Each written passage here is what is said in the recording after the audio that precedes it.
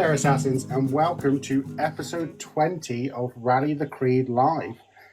We are a weekly Assassin's Creed community podcast focusing on content creators within the community, news and coverage, and everything else relating to the franchise. A big thank you to everyone who has supported the show. We really do appreciate it from the bottom of our hearts. Tonight's guest is someone who joined the ones who came before in July this year and has become an important part of the video content creation team.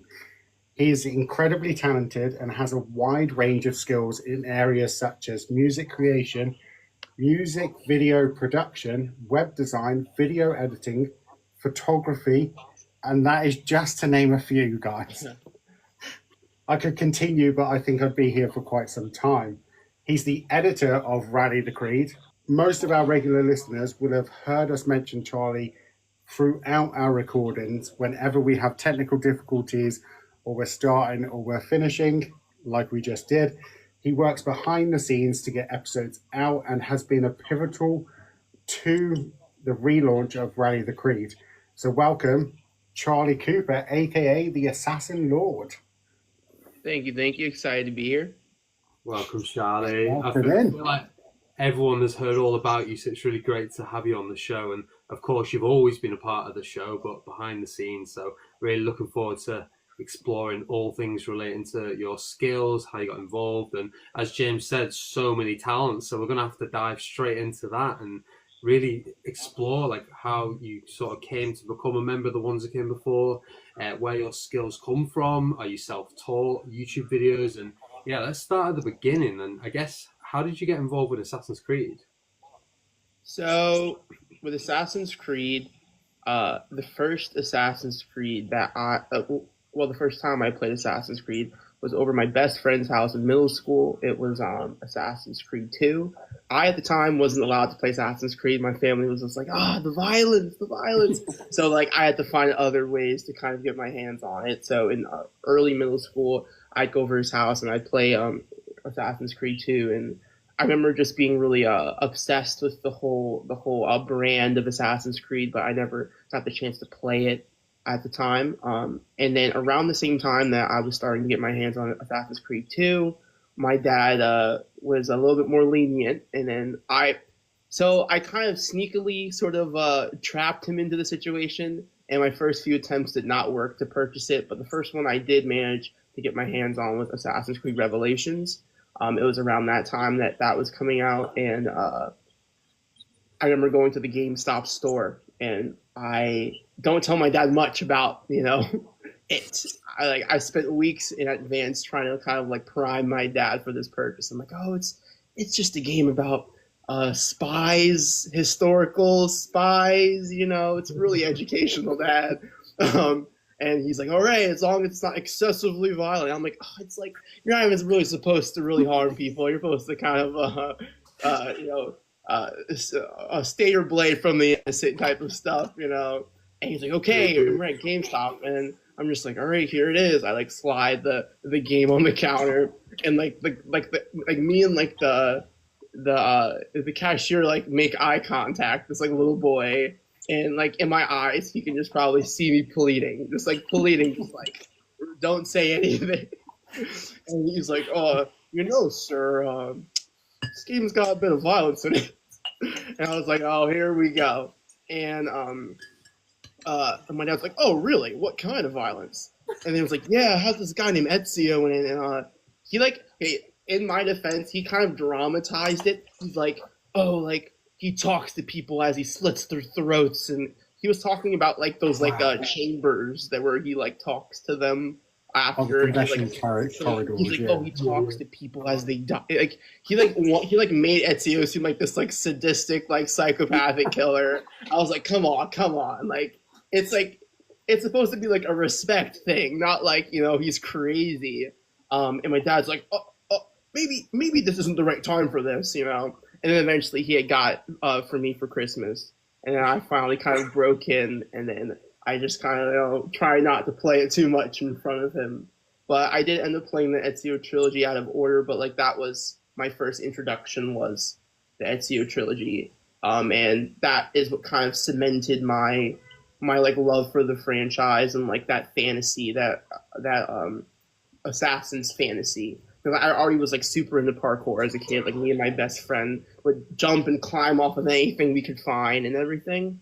And that we were always looking for some sort of game or platform or experience that we can sort of virtually do parkour in. And at the time, there just like wasn't many games out there that kind of gave you what felt like a really engaging parkour experience, other than maybe Mirror's Edge.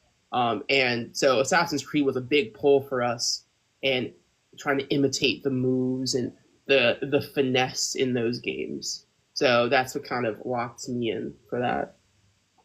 What a story, by the way. Phenomenal. What a start. Also, I'm loving the voices as well. You got great impressions going on too. Look, that's awesome to hear how you got into it, and what a snitch the guy at the store was. I know. I was like, come on. Like, when did you... Bro. Like, if it was the other way, like maybe he was just trying to protect me, but I was just like, come on, man. Like, gamer to gamer, you know? I'm sure, like, the first games that it sounds like he played Assassin's Creed, and I can imagine that maybe his first games that he played maybe when he was younger, I'm sure that eventually he wanted to play games that were, you know, rated M for mature. So it's like, I was in middle school, I was moving into high school and stuff, so I don't know. He just really did not have my back. They always do that sort of thing. I remember going to Blockbuster when it was still a thing, and you'd get them and be like, oh, should you really be playing this game? Like, just shut up. Just as long as I can. Just let them buy the damn thing, all right? You're allergic to money. Come on.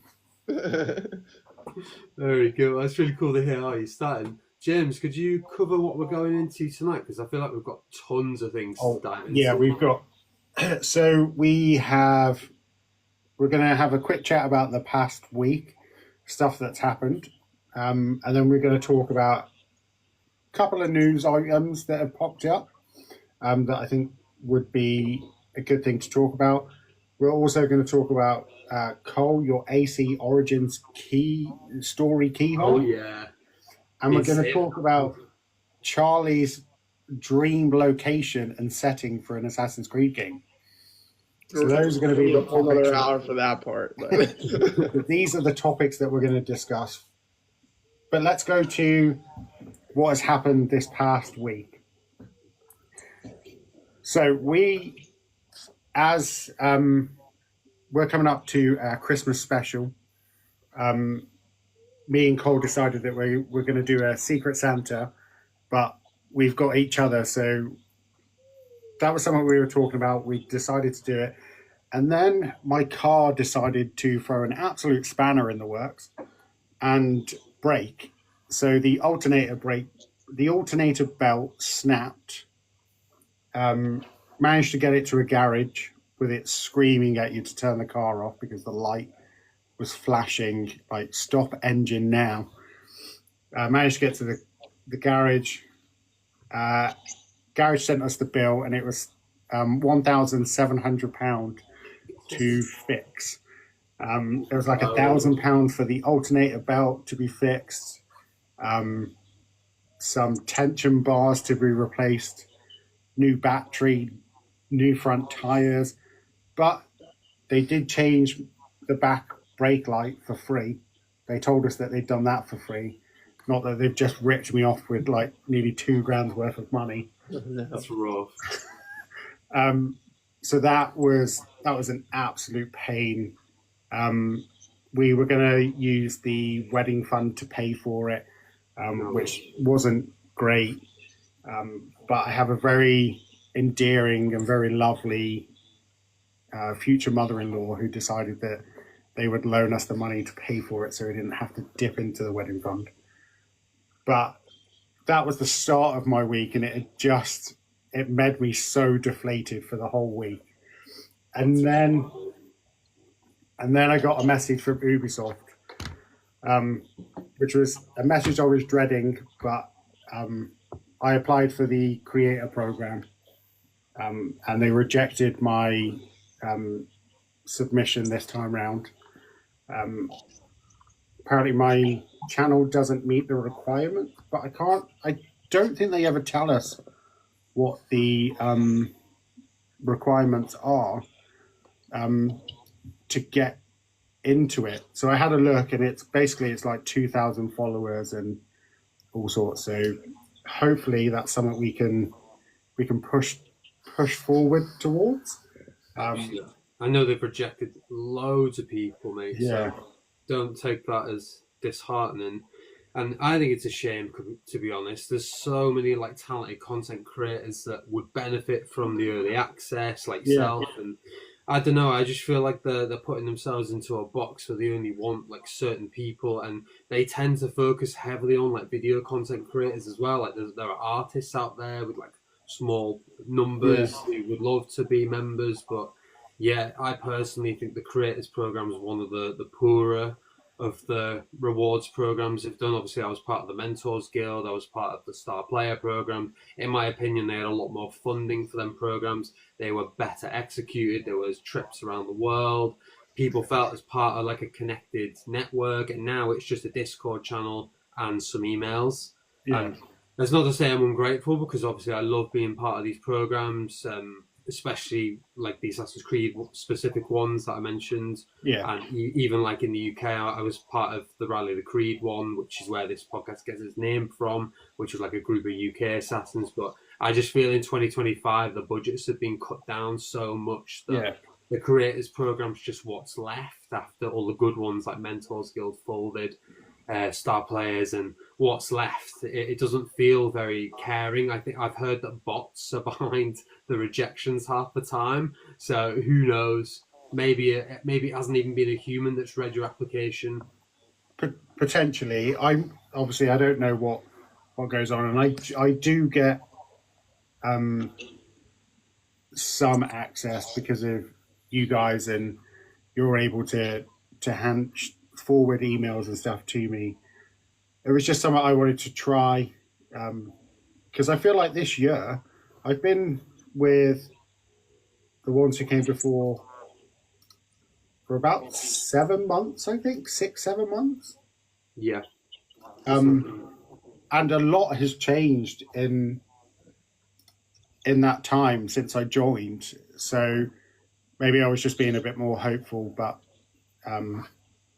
we'll try again at some other point. Absolutely, mate. Never give up on that. I'm sure you'll get in. But yeah, this is just how Ubisoft are operating now. I know loads of people who've been rejected and would love to get entry. Yeah. It's weird that they just focus on video content creators though, because that seems like you're limiting your viewpoint.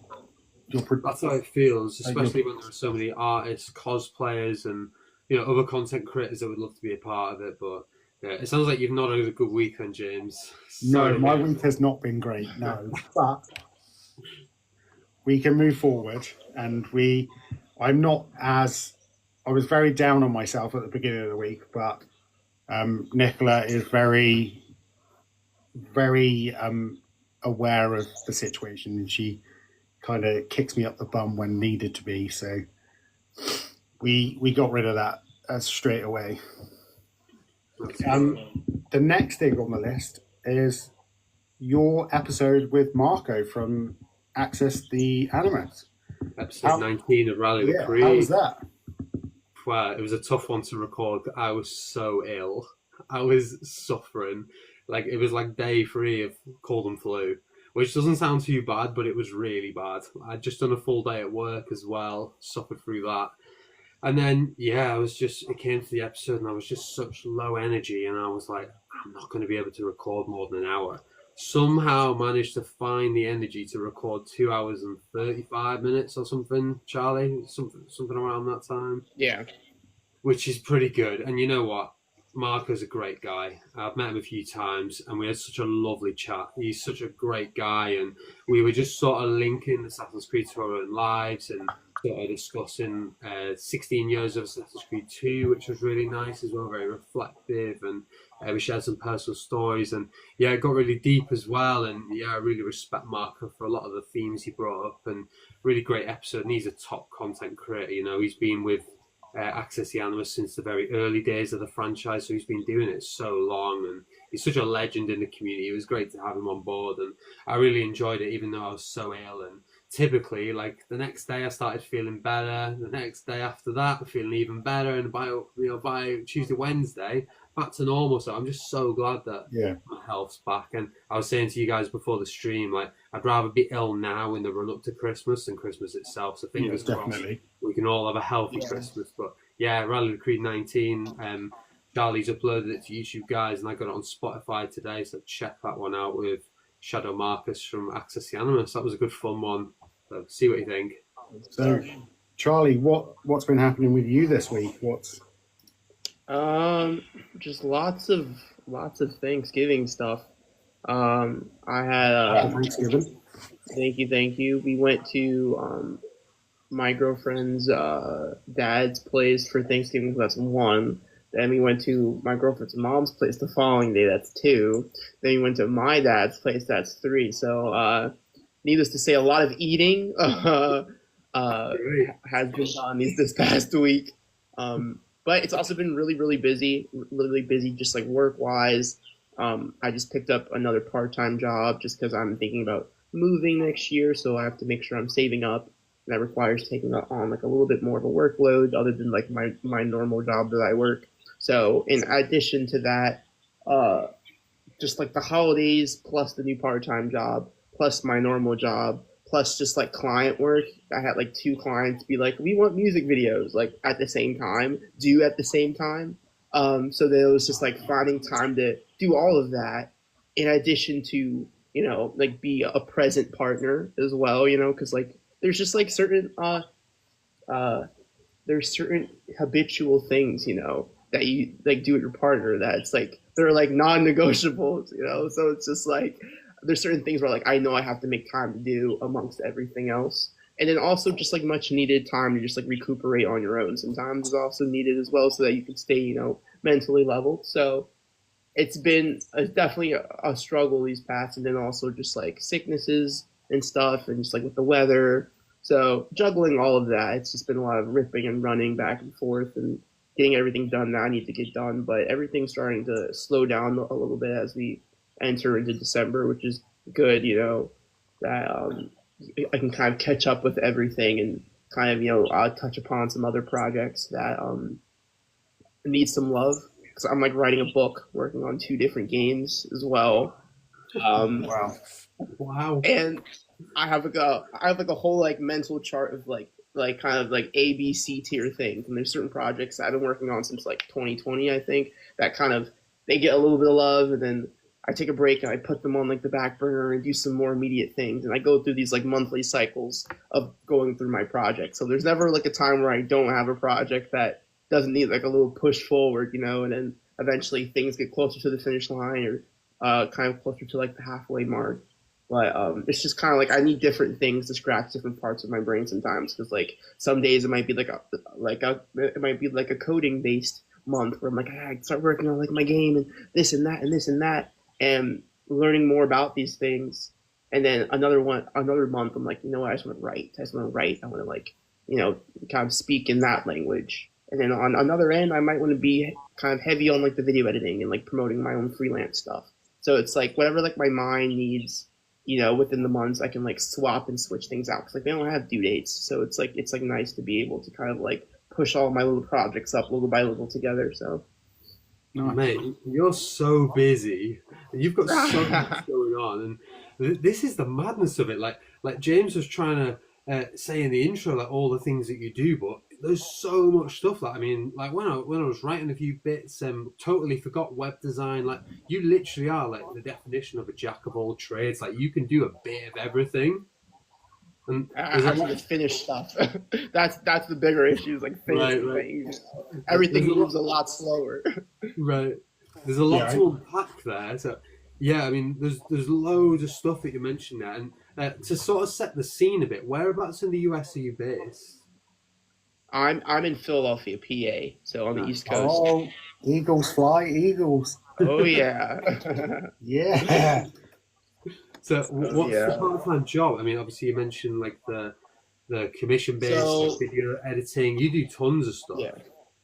So the main job I work, it's technically part-time, but I've got a relationship with them, so they kind of pay me full-time because I've been with them for so long. So they kind of are paying me for my value, not so much my time as much. So I work that job 3 days a week. It's a automotive consulting.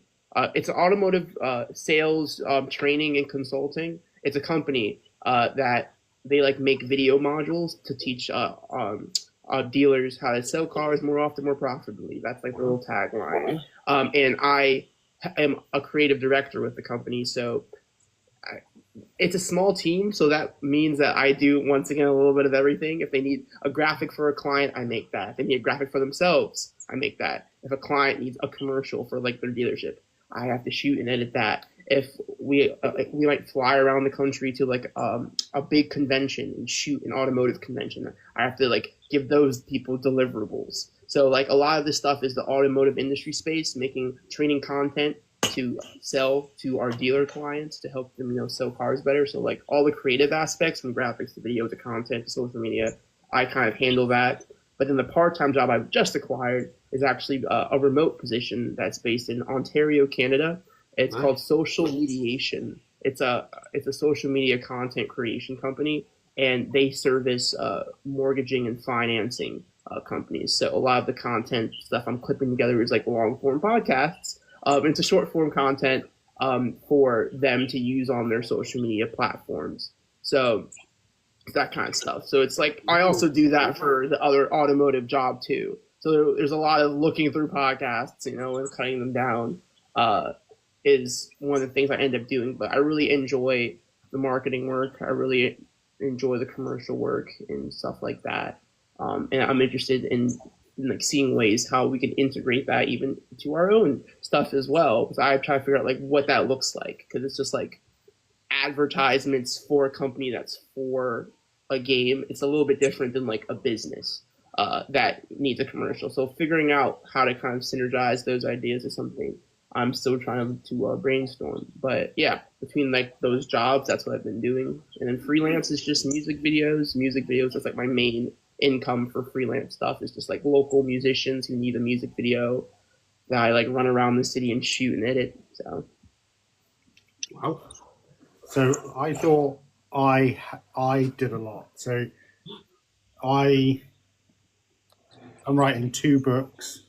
okay. Do the podcast, try and keep my TikTok going.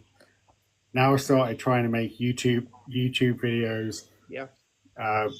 Writing articles for stuff that we talk about in the podcast, usually a picture of an AC game. Mm-hmm. So I felt like I was doing a lot, but that is so much. Yeah, it's like it really demands a lot of balance, and even at with the amount of stuff you're doing as well, it's just like you really start to feel like how much time all these things need and how much it can if you don't have all these things in balance, it can really take a toll on you. And that's a lot about like the book I'm writing. It's like a spiritual self-help book about how balancing all of the things in your life is what leads to success in any individual thing. So people don't really realize that like having a lot of money has direct correlation to being able to balance your like health. And some people don't realize that also has a lot to do with balancing your body image and balancing your intellect. So there's like a ton of different attachments that a person can have in their life, whether it be attachment to like their mind, what they learn, their emotions, their body image, their material possessions, their spiritual health, whatever it may be. If one of these things is off balance, everything is not going to be able to be at its full potential. So the book talks a lot about the importance in that like if you want, to have a better body image, you have to be able to balance those other areas. If you want to be smarter, to have more wisdom, you have to balance those other areas. And it's something that a lot of people forget in this age of grinding and working hard, that it may not seem important to spend a day to do nothing. It may not seem important to do that. I could be making money. A lot of the people I work with in like the business field, they're like, when you're not doing something, this is like losing opportunity to make money, and they make you fear taking time off. They make you fear taking time to check for your mental health. But they don't realize that those are directly correlated to success. Those are directly correlated. Like, what's the point in having millions of dollars if like you're having panic attacks and you're having all this anxiety and your relationships falling apart? You know, that's why a lot of rich people, a lot of business people, they struggle with substance abuse. They struggle with emotional sort of issues. They need therapists. They need help. You know, and they're in these states where they just lose it and their mental health kind of quietly declines. So it's just because they're not keeping things in balance. So that's the part a lot of people don't see, and then people wonder why when like a famous person is suddenly here one day and gone the next. It's like, what happened? He was good. He wasn't balanced, you know. So like that's what it talks about a lot. That sounds really interesting. Yeah. That resonates a lot with me, you know, because I've felt off balance in life at times, and one of these factors takes a toll. For example, like finances, like credit card debt, for example. You really feel all the other aspects of your life declining as well. It can feel like everything's off balance. So yeah, for sure, I'll be picking that up when it drops. Yeah, that it just absolutely speaks to me, and that's such a good thing that most people don't really think about. Like when I was going through a bad breakup, I started doing content creation to sort of forget about that stuff. So it makes sense that if one thing's out of balance, your whole life just feels out. Yeah. Like I thought last week was going really well, and then obviously the car and stuff and everything there. You feel like once one thing goes, the next thing goes. But obviously now everything's more balanced, and it just sounds really good. I'll definitely be picking that up too. Charlie, I'm blown away. I'm not going to lie. You've got expertise in so many fields. How old are you, my friend? Because I'm not being funny. I'm 26. You've got wisdom beyond your years. James, what do you think? Well, he's definitely more definitely has more wisdom than I do. So that is crazy. But honestly, mate, I'm so impressed. And you still find the time as well to edit our podcast, get it out, promote it, you know, YouTube and everything. So you really have found a balance with all things in your life, it seems. I try. I definitely try. It definitely has taken a lot of like missteps and mistakes and everything. And I'm a very solution oriented person, which is like what led me to video editing and what led me to coding games and coding and everything, because it is very like solution oriented. Like you have a problem and you find the solution. Like you can't build on broken things in like coding. The whole thing's it's gonna fall apart, and you can't build cohesive visual things without making sure that your foundation is good, or it's all gonna fall apart. So it's like that's why I want to be a creative director as well, because I really do want to come into businesses and come into brands and sort of look at the data, look at the issues, because just like people, you kind of have to start to break down the different attachments, how they're doing. Same thing for a business. You have to break down the different kind of areas of the business, because what people don't realize is if one part of the business is failing, then that could be causing quietly a lot of the other parts of the business to fail. And a lot of business owners don't really realize that. They're like, oh, like our one department is doing bad, but at least the other ones are doing fine, but then something is not fine. And it turns out they're making X amount of money, and they could have actually been making twice as much if they had, realigned with that one department that fell apart. So like with people, it's the same thing as businesses. And as a creative director, as I look to balance myself as an individual and help balance the lives of people around me, I would love to do that for creative projects. I would love to whether that be in gaming or film or any sort of writing thing. I just like to help people cut away the fat and cut away the illusions that they tell themselves, because that's how people like to convince themselves they are balanced and that there isn't an issue. Well, that department, it'll figure itself out. We're fine. This is fine the way we are. But, that's just like an illusion people kind of tell themselves to not do the hard work that it takes to keep yourself balanced in those areas. So you definitely a problem solver, someone who can come in, spot a problem, fix a problem, or provide a plan to sort of provide a solution. That's how I see it. Anyhow, James, what do you think? Yeah, it definitely sounds like you are a problem solver for sure. I can definitely. It looks like you've got such a bright future ahead. You've got expertise in all these Thanks. fields, and Well, I appreciate it. I think it's really great. And I wanted to get into like your Assassin's Creed content creation journey as well, and sort of how we met was Yeah. it's strange because I sort of discovered you on X Twitter as the Assassin Lord, and originally brought you onto the team as a social media manager, which is a field you would have been great in. But then within probably about 2 weeks of you joining the ones that came before, we were obviously discussing creating Rally the Creed, and you had so many ideas. And like you were doing all sorts at first. It was like you were creating graphics for us, you were helping the social media team, you were doing videos for us. It was like, wow, Charlie can do a bit of everything. And then in the end, you became the editor. So I was like, right, we're going to transition you across to the video content creation team. And since then, you've been so reliable every week. So we're on episode 20 now. We've had releases. You've helped us promote the podcast and take it from just a grain of an idea to making it a reality. And now, obviously, it's one of the more well-known Assassin's Creed podcasts. Not that there are many, but it is really helping us establish a bit of a name for ourselves on the platform. And you're always there on hand if we ever need any support or anything. So yeah. Where did the Assassin Lord come from? And what was the original plan for the X account where I discovered you? So yeah, I definitely like want to do more with like my Assassin's Creed personal platforms, but as you heard before, there's a lot of things in the works, so everything has to be done in moderation. But so the whole Assassin's Lord thing is because like before my like first like Xbox account that like I first started playing Assassin's Creed on was called the Parkour Lord. Because I was just like obsessed with parkour when I was like growing up on the Xbox 360. So that kind of naturally evolved into like the Assassin Lord, as that is my focus. I always wanted to kind of jump into like a new a video game because ever since middle school, I kind of built a name for myself on this small little indie game called Tor Bash. I like was like a really big influencer and like player on that game. It was like a ragdoll physics engine game, and so like I really wanted to kind of dive into like a new social media venture. And the only other game I cared about as much as this game Tor Bash is Assassin's Creed. So like that's where I wanted to go. And I've said before, I'm a very like solution oriented brain person where it's like I hate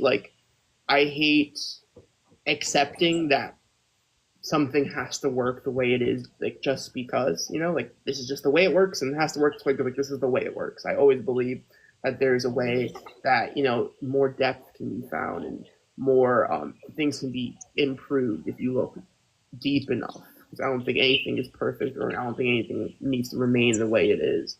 And that's the reason why what kind of kept me so involved in the Assassin's Creed community. Not because of, it is partially because of how much I cared about the things that I started with and the things that have come before, regardless of whether I dived into them as deeply. But I just I see so much like Assassin's Creed as a brand, and like what it represents is so rich.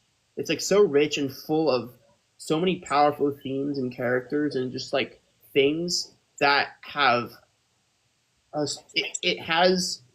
it's like there so much change is capable, I think. And looking through the decisions that they make from game to game, what led me to the ones that came before is I am really passionate about having a voice in the platform where I can talk about these things and I can share these ideas about how to make this like franchise that I care a lot about, that's been a really big part of my life, can continue to grow as well, and it can continue to evolve and change. And the illusions that maybe the people who make this game might tell themselves, or anyone tells themselves, these things can be like lifted, and I think that all starts with community engagement and the community having a platform to speak about these things that they are passionate about and have been passionate about for a long time. As people in these companies, they switch out and switch in and switch out and switch in over the years. We stay the same, and we still have the same values and like the same focus. And I think that's really important, and I wanted to be a part of that, and that's what kind of like led me here. And doing this work, because I do think it's really important across the gaming industries. I definitely think that like things like this are so important so that people can have voices and then people can be like represented. And like you said, I really do hope that there is an increase in like representation from, you know, these companies for any type of creator, cosplayers, artists, writers, whatever it may be, because like that's how you imbue life into a franchise, into a community, into a game. It really shows these games have really healthy communities and healthy community to business relationships. It really shows in like the product, and kind of like long lasting vitality. What a great answer that was, by the way. What an incredible answer. And that's exactly what it is all about. It is all about spotlighting people, giving people a platform to discuss things, you know, positives, you know, negatives. Just have a place to discuss things. And the community are the heart and soul of Assassin's Creed. And I'm so glad you really get it. And that is exactly what we're all about here on the podcast, giving people a voice. So what a great answer, Charlie. Thank you. Yeah. That is a fantastic answer. And I think it's something that people need to do more often. It's definitely something I do on my own channel. Is I give anyone a chance to talk about anything. If they don't like a game, or they do like it, or whatever, we talk about it, we discuss it. It gets passionate, but we all, at the end of the day, it's something that we can get out, we talk about it, and then everyone's like, actually, this is really great. I'm glad that you sat here and gave me the time of day to have this conversation and discuss this. And it's something that I personally wanted to do, especially when it comes to Assassin's Creed. There are people that are way more knowledgeable than I am, but I really do try to give everybody that voice to speak. And it's something we like to do on the podcast, is that we can talk to people live as it happens. So we'll be sat talking about something, and I can see that Podge and Nara have been chatting in the chat, and they've been going back and forth, and it's something that happens in my chat quite a lot. So it's great to see that we all get this chance to have a talk. Yes, there is a minute bit of the community that are always, in every gaming community, there's always a minute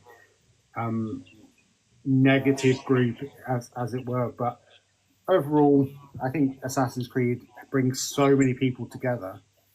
Look at all of us in the ones who came before. We've got Canadians, we've got Americans, we've got people from Birmingham, we've got people from all over just that are able to talk to each other and have this love for this community. And I think that's why AC will always be special to some people, because it brings so many people together, and no matter how bad they are or how bad they get, it still brought people together. It still brought us all together at this precise moment in time to do this and have this great thing that we all share and we all love. We're all connected by the creed. Oh yeah, we definitely are. And before we move on to the news section, Charlie, I wanted to get into your music videos and music video creation. How did that come about? Because I've watched some of them on your Instagram, and they're great. And you do a bit of music yourself. You do a bit of rapping as well, which is pretty cool. Yeah. You do everything. Yeah.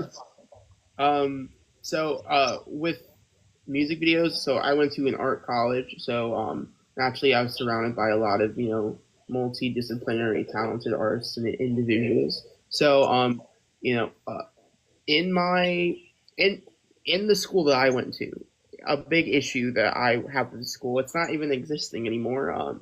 They closed down. So it's interesting. The school was really special because it really taught the fundamentals of creativity and expression in a more kind of like, forget about the commercial world. Let's kind of delve into the spirit of creativity and expression and creation, which is really cool because it kind of created more authentic artists and authentic creators who are doing this because they're passionate about it and love it, not just because they want to be successful in it or for notoriety or fame or whatever it like may be. But that's nice and all. But then once you graduate, you feel like you have like this like really big fancy perspective of creativity, but no practical way to use it. You know, it's like you don't just leave film school and then make money making movies. You know, I really want to make movies, but it's like it's not a very profitable business unless you've rised up the ranks in the industry and you've kind of made those connections already. So it's like making movies, or it's always going to be a net loss at the end of the day unless you have the right connections in place. You might get lucky if you're really, really talented to submit to a festival and you get picked up by someone just like, you know, like the stars align, right person, right place, right time, right competition pool. But, you know, that's not for everyone. So for me, I had to quickly find a way for me to stay creative and kind of like pursue my career goals without, you know, just having to kind of like put them all in the back burner and just work at a restaurant or just work, you know, at some 9-to-5 office job that has nothing to do with video and, you know, creation. So a lot of that came in the form of social media and content creation and music videos. Those are like the, you know, like the most accessible sort of entry points for, you know, someone with, you know, my skills coming out of college. Just like, you know, like kind of like video production. And a lot of social media and like businesses are looking for people with an eye for visuals. You know, there's people who went to school for like communications and they maybe understand marketing and sales, so they can kind of do copywriting and kind of come up with these campaigns and everything. But at the end of the day, people need to be hooked by the visuals, you know, because like video is one of like the biggest and largest growing social media forms of kind of getting information these days. So it's like a lot of businesses are like, we need someone who can create compelling visuals. So, and in addition to that, there's tons of musicians from varying levels, whether it be entry level musicians or just hobby like musicians who want to, who also understand this. They're their own little independent businesses, their brand themselves. So they need someone to promote them, aka music videos and what they put out. So right out of college, those were like the first quick opportunities for me to edit stuff and shoot stuff, while, you know, it not being like a really large business because people need to promote themselves. So music videos kind of came out of that. I used to, ever since I was 9 years old, I used to edit videos. It first started off with, I used to like take trailers for games. Like one of like the ones I remembered was like Halo and it was like a Halo and Call of Duty trailer that I like would mash them up with my own music and create like different plots and trailers. And that's what I used to kind of practice video editing with when I was younger. So that kind of grew into what I do now, and I've always like had a passion for music. So, you know, combining video editing and music, it kind of led me to editing music videos. So that's kind of what I kind of had me stuck with it, because I was like, I like love music of all kinds, and I like video and making stories and kind of putting images together. And so it just seemed like the most natural progression for me. So. That makes total sense. It's really cool that you've had them opportunities, and I imagine you've had some friends as well who've been interested in like production of music. So it's a good way to get yourself out there. And I've seen your website as well. You've got loads of stuff on there. Your Instagram's full. Like you're always working on something. I really like the way you use lighting in your videos, like reflections and lighting, puddles on the ground. I think really smart use of lighting. So really great job of what you've been doing, and yeah, like with the music as well, it's insanely talented people. So really cool to see what you've been up to. Thank you. So, yeah, for sure, you have to check that out, guys.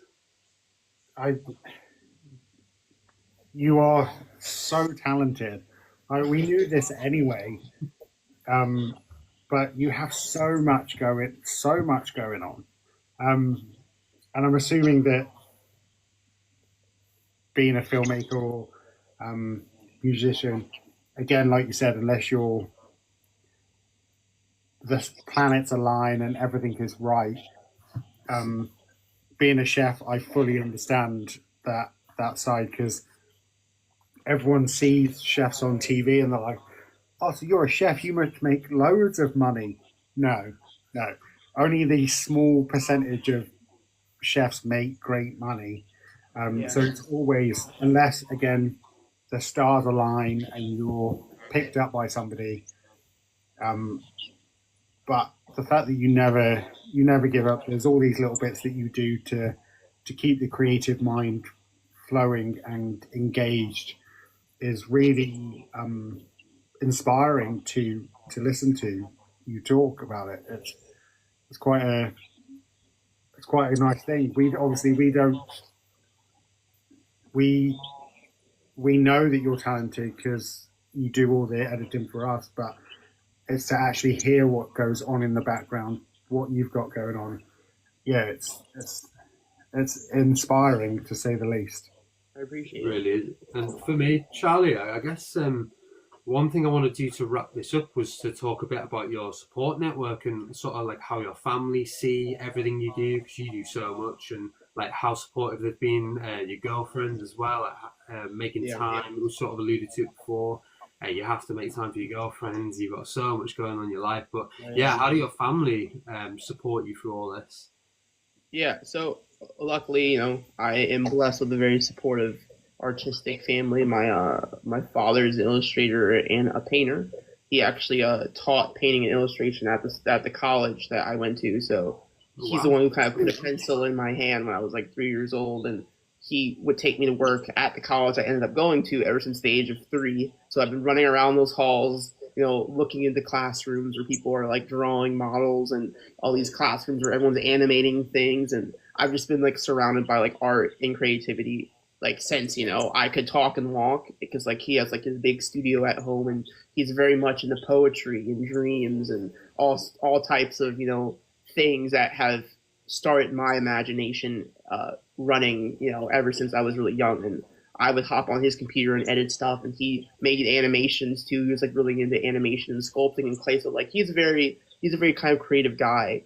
And my mom, who passed away when I was 8, she was a very leader type. You know, she was a part of a church, and she was like a reverend, and she was like a writer. She like wrote books, and she like worked for like the people who make the SATs. Like she was like in charge of like a team of people who like make the SATs, and she was like always in leadership positions. So that kind of put a sort of like headstrong kind of like charge into like the things that I want in life sort of mentality. And he kind of allowed me the space to, you know, do it creatively and with my imagination. And he still supports me to that degree. And I call him a lot. He talks to me about, he's always putting more projects on my plate. He's like, I need an app that can organize my like painting projects. Like we were literally just on the phone earlier. And he also like wants to see me succeed, and he also has a lot of faith in me in that regard. So that definitely helped keep me going, is that he's like a strong he like strongly campaigns for the creative mind, and, you know, to kind of like express yourself in whatever way possible. Like, you know, at the end of the day, like that's one thing that someone can't ever really take away from us, is our ability to create and express ourselves. So that helps. And then my girlfriend, she is a music producer. So her studio is right upstairs, and she takes clients and everything, and she has clients come and record stuff, but she's always busy. And she's also someone that also keeps my creative spirit going and alive, because like she's also this person with her own freelance music business, and she's also trying to get clients and grow herself, but she's a musician, and she understands as well, you know, the need to be, you know, someone who's creative, but also someone who's getting things done and being responsible. But then also, like, you know, she's my girlfriend, so also understands that like gotta take a break from all that to, like, you know, help, you know, other things flourish and stay healthy. So definitely we're very we have a lot of our creative paths are aligned, especially since, you know, music and film are so interconnected across, you know, the world, across the country. A lot of like the big music and film hubs are very closely connected. So where my opportunities are, hers are too. And we like are definitely all about helping each other, sort of, you know, with our next steps in life. So definitely surrounded by a lot of people who understand being a creative entrepreneur, but also just like how deeply kind of creativity and creation helps keep the spirit alive, spirit healthy, the mood high, the emotions high, everything high and balanced and everything. So, yeah. was amazing, Charlie. It sounds like you got some great people in your life, and I love how encouraging your dad's been as well. It must be really difficult losing your mum, but he's been incredibly supportive through it all, it sounds like, and really cool to hear that he gave you that creative passion, and especially with him being a teacher at the school, so you'll have aspired to go there, and then you did as well. That's so cool to hear. I think that's lovely. Yeah, it's almost like you were that you were destined to go there for sure. Yeah. From such a young age, that it's really nice to have people that support you so much. Cole, you've got your lovely wife and everybody from work and stuff. They're really supportive. I have Nicola, and my parents are very supportive. My parents understand what I do, but they're always liking and sharing all of my posts no matter what I do. So it's really good that we've all got these really supportive people around that keep us on track. And Charlie, I'm sure you're destined for greatness. And when you are famous, I will be able to say that I spoke to you and I chatted to you before you were famous. So it's something I'll look forward to. I appreciate it. And also, like, a really important thing as well, there's, like, a lot of people who do have, like, these creative passions and ventures and stuff who, like, don't have, aren't fortunate to have people who are very supportive of it, and that's, once again, to tie it back, really important thing about these kinds of spaces and these kinds of communities is that some people, their cosplay isn't looked at kindly. Their art isn't appreciated. Things that they write, their families don't want to read it, or like their friends maybe aren't as supportive. They might call it nerdy or call it weird, or like whatever it may be. That's why these like spaces are very important in any game, any area of entertainment, whatever it may be, for people to come together and share the things that they care about and that they make. Because in all the games, kind of like communities that I've been a part of, the games have flourished with the community flourishing. And I definitely think having other people who are there to show the kindness and support and love, whether it be from like your found family and friends or your existing family and friends, is definitely really important. So whether it be a group of 7 people or a group of 30,000 people, it's really important to form and kind of keep these communities alive. And that's kind of how businesses need to look at it too. It's like when you feed into these communities and you give back to these communities, it's not only helping them, but it's like it's helping so many people out there who might not have a platform or recognition or support really get that small little push that they need. That's the difference of, oh, I've only got 100 views on my video, so I guess this is not really worth it. I'm not doing it for anything. And people being like, you know what, this is something that I may want to make a career. I may want to take seriously, and sometimes just that little support of a friend being like, this is a good video. This is a really good article. That cosplay was so well crafted, so it's like, it really helps. All it takes is that little bit that just sounds, like you said, it's as simple as, this is a great video or this is a great article. And you're like, oh, actually, maybe it is. Maybe I'm not. You have that confidence. Yeah.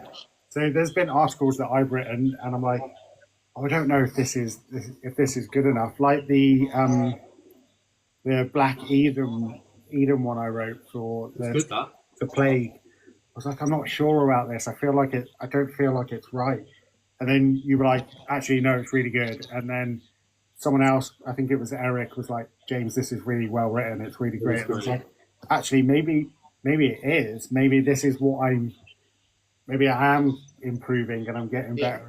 And So, especially when you're really hypercritical of yourself, which is what I am, which is why I'm struggling to record these bloody YouTube videos. It's because if it's not perfect, I would feel really bad about it. But just having someone go, yeah, it sounds great, or it looks great, or as you said, cosplayers, It may not be perfect, but it doesn't have to be perfect. Like, you're doing something that you love, and whether you're doing it for the views or whatever, someone out there will love it. Yeah. It's something I've always said. I think I've said it a few times before that someone out there, you've touched someone's life without even realizing it, and it will be things like a video that they've seen, or a cosplay that they've seen, or an article that they've read, or music that they've listened to that would have not changed them, but it would have reached them and touched them in a way that makes them feel heard or makes them feel seen. And I think that's really special, and that's really fantastic. Yeah. That's really nice, positive messages there, James. Really respect it. And sort of going back to what you said, what are the YouTube videos you're working on? Oh, me? Yeah. So I'm doing a what if, the Marvel comics what if? Yeah. They have like Captain America as Penny Carter or whatever, and basically I'm doing an Assassin's Creed what if. Nice. And a what if Haytham Kenway became an assassin instead of a Templar, which is something I've really thought about for quite some time. So I've been doing that, getting that done. I also I'm trying to do a video script for a Valley of Memory versus Claws of Awaji. The comparisons, but also differences in them. The comparisons we've talked about before, like they're both searching for a parent, they're going to a new area, there's ambushes, there's new weapons, there's new enemies. But how different they are, like the emotion that is pulled in from both of them. Like Claws of Awaji, I couldn't tell you what, like I know what happens, but I felt nothing for it. Like it was a good DLC, but I felt nothing for it. Whereas Valley of Memory, it tugged on so many different strings and so many different emotions. And spoilers if nobody's seen it, but there's a point where Basim and his dad are talking by a campfire.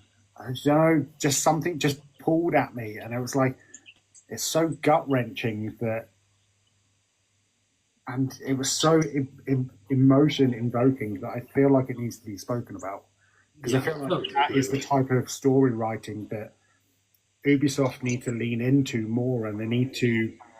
That writing was some of the best writing that we've ever seen, and Zephyrus posted on Twitter, I don't know if you saw it, but it was the saddest moment in AC is Ezio dying in Embers.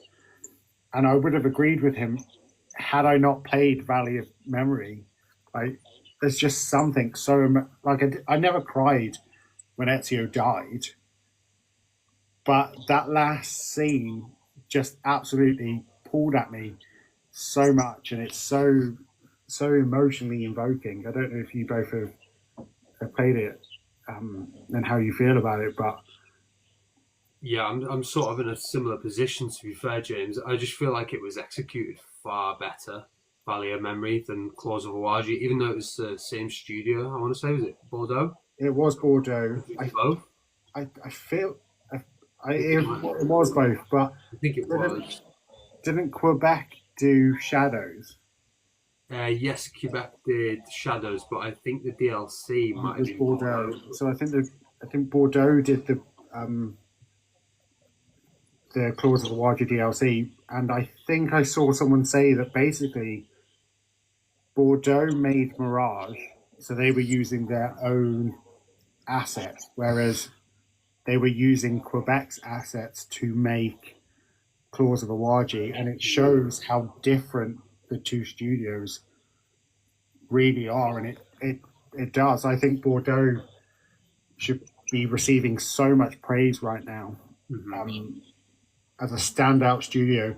And the fact that they're not part of the Vantage studio for yes, very good point, is an absolute outrage. I think any studio that's made an Assassin's Creed game, I just want to say, has my undying respect and my love, because you've created a great franchise. But I do feel that I'm pretty sure that Quebec are working for the Vantage studio. I think they need to swap Quebec and Bordeaux around 100%. It was just 1,000 times better. Yeah, I totally agree. Charlie, have you played either? I've played through maybe like half of it. I've been kind of on and off, busy with a lot of things, but yeah, I played through fairly a good chunk of it. Yeah, the whole stuff with like Shadows and like Mirage and Claws of Logic, like that one I did finish. I also agree. I think a lot of the things that were done with Mirage, I feel like a lot of the things that were done with Mirage and also with Valley of Memory, it's like I want to see that this direction for Assassin's Creed receive as much like manpower and funding and backing as like maybe like the RPG games have. I'm not saying that they need to match the scope, but I think the amount of attention and care, but like funneled down into that sort of style of Assassin's Creed game would be really good. And that's what I'm like hoping for Hex, to take that kind of direction, to kind of put that manpower behind it. But from the stuff that I've seen just in played through Mirage, it's definitely a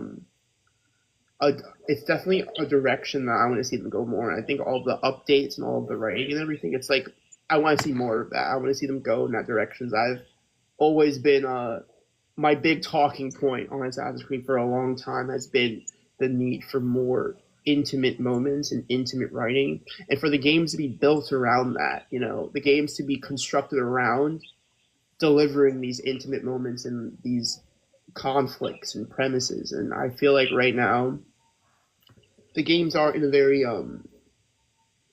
exploratory phase, I want to say, where it's like we're trying a little bit of this, trying a little bit of that, and regardless of whether it may be because of their financial situations or just business related situations, they're trying to kind of find their footing still. They're trying to like, okay, well, this was successful, let's kind of push harder in here. This wasn't, let's remove that. Let's try this new thing over here. We got a little money from over here, so let's implement this thing. And it's just kind of like, it feels very wandery, and not that that's a bad thing. We've gotten lots of great content and lots of great games and everything from this wandery sort of state, but Mirage and Valley of Memory kind of feels less wandery. It feels like they're focusing, they're locking in. They're kind of like, okay, like instead of like trying everything, let's take this and make it rich. Let's take this one idea and make it as rich as can be, instead of taking like 30 ideas and try to make them all rich together, just to give people, like if this is kind of like this point that I felt with Shadows versus Mirage. It's like trying to say 50 things very well, because if 25 of it doesn't land, at least the other 25 might have a chance, because it's just like, if you like just do as many things as possible and people are going to find a way to like it based off of the sheer quantity of ways that you can sort of play it and enjoy it. But with Mirage, it's like, if you don't like that kind of game, you're not going to like that game.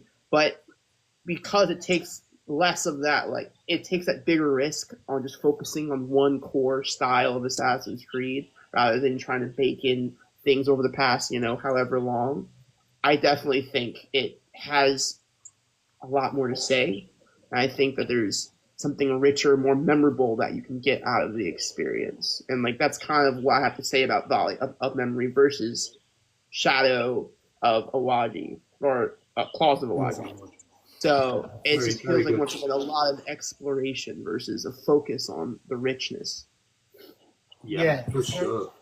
I totally agree with that. Like the focus is there. Like they have a lot more to say. Where Claws of Awaji, it just tries to give you this like big unexplored land, and you're just sort of riding around trying to take people out. Where Valley of Memory, you know exactly who your targets are. You know why you're doing it. It's for your dad. It's for family. It's like there is like a reason behind it. It just feels so focused. Where Claws of Waj, it's just not memorable at all. And even though, like James, you highlighted the ideas are very similar. You know, there's the parent situation going on there, the relationship there. There's the new land, and you know, needing a bit of help from a friend on your mission. Like there's all these things that go ahead, but it's just executed way better in Valley of Memory. And it's like you said, Charlie, it's one of the best. Like, and we need that direction. We need this direction going forward with Assassin's Creed, because it can't be all over the place trying a million different ideas. Assassin's Creed works best when it's linear, when it's focused, and when it's got a story to tell, doing something different. And this was a story we've never really had before. We've never really had, like, I don't want to spoil the ending, but you guys at home will know what I'm talking about. Like there is like a reason why Basim and his dad have disconnected, and we've never really seen something like that before. And yeah, I think that's a really great comparison between the two, and it's interesting to see what them two have been up to in terms of releases. But then we've also had the quality difference with the Attack on Titan collab, which came out as well. So Assassin's Creed sort of all over the place with its releases right now. You know, you've got Valley of Memory very strong, you've got Claws of Awaji, which was mid, and then you've got the Attack on Titan collaboration, which I would say is one of the worst things I've ever seen in my entire life. And James has just completed it.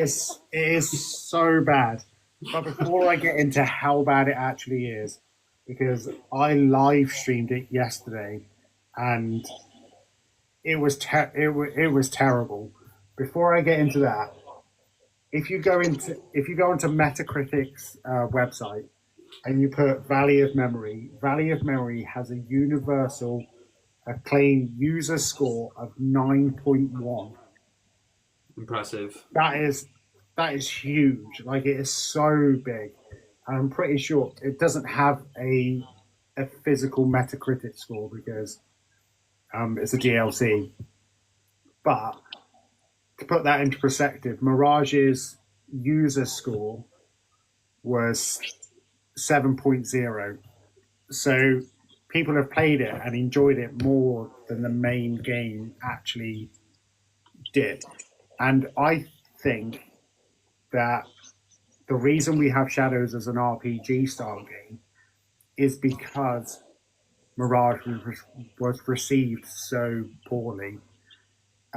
Not poorly, but it wasn't anywhere where it should have been. Like 7, I would say, is a very mid-user score. It could have been higher. It should be higher. I think if Mirage was received better, potentially Shadows might have looked slightly different. Because I felt like they were going to, with Mirage, it feels like they're stepping away from the RPG stuff. There are a couple of elements in there, but it doesn't feel as forced and as focused on that. So it feels like they were going to step away, and then it did poorly. And then, like, well, actually, if they don't like this, and this is what we're looking at, let's try this. Let's see if they'll like this. So potentially, that's how I see it anyway. But let's get into Attack on Titans. Oh, my actual God.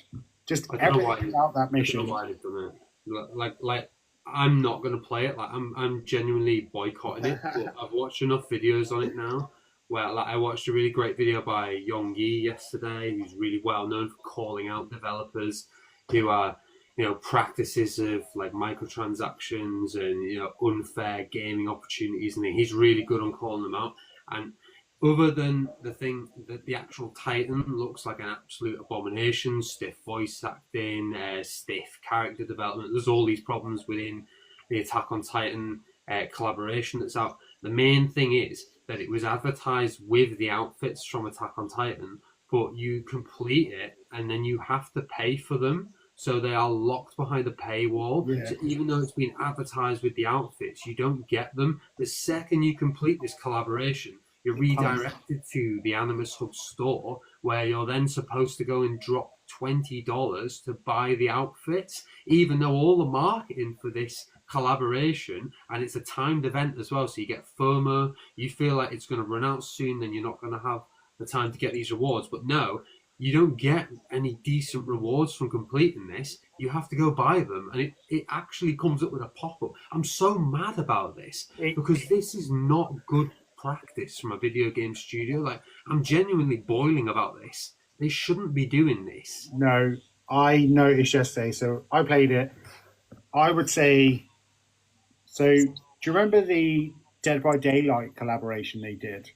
And the Critical Role one they did as well? Which was exceptional. Both of them were fantastic. I don't like Dead by Daylight, but the collaboration was really good. It was well written. It was so much going on. Whereas this Attack on Titans can be done in about 20 minutes. I would say half an hour max.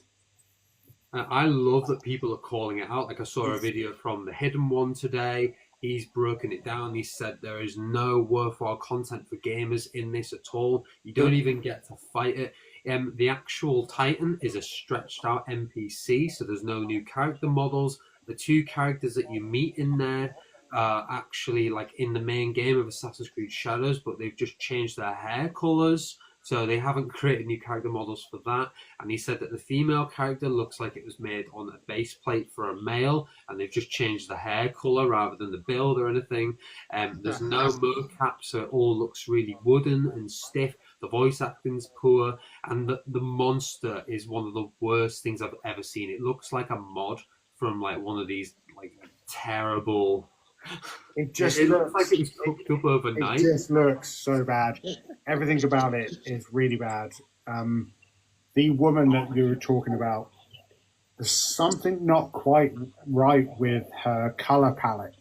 Right. It looks really out of place. Like, everything else is well saturated, but she just looks flat. Like, the face has no depth to it at all. I don't like the outfit. I was talking to Arshak about it. He popped into the live yesterday, and we were talking about it, and he was like, oh, he really likes the outfit, but the outfit doesn't suit the time era. Makes sense. So the guy who turns into the Titan, he's wearing like a Portuguese outfit, right? It fits. I've seen Portuguese wearing it in the game. His Japanese ninja accomplices, they're all wearing like kimonos and what have you. So they're dressed up and they're fit in the time era. But these two NPCs are wearing leather boots, leather jackets, skin tight trousers, and white t-shirts with gun holsters and all sorts. It's like, what? It just looks so out of place, and it pulls you out instantly. And I'm like, this is bad. And then you've got the jumping section. Like the parkour? Yeah, so there's a jumping section between like ice pillars. I saw this, on the Hidden One's video. It's just going. It's not like a parkour puzzle, is it? It's like you just go up and then across. You go up, really across, down, up, across, down. It's boring. You get nothing from this. They've got enemies situated between each point, but you just assassinate them, so it's really easy. It's literally, you go from one cutscene, do this jump puzzle thing, to another cutscene, and then that's it. You fight the boss.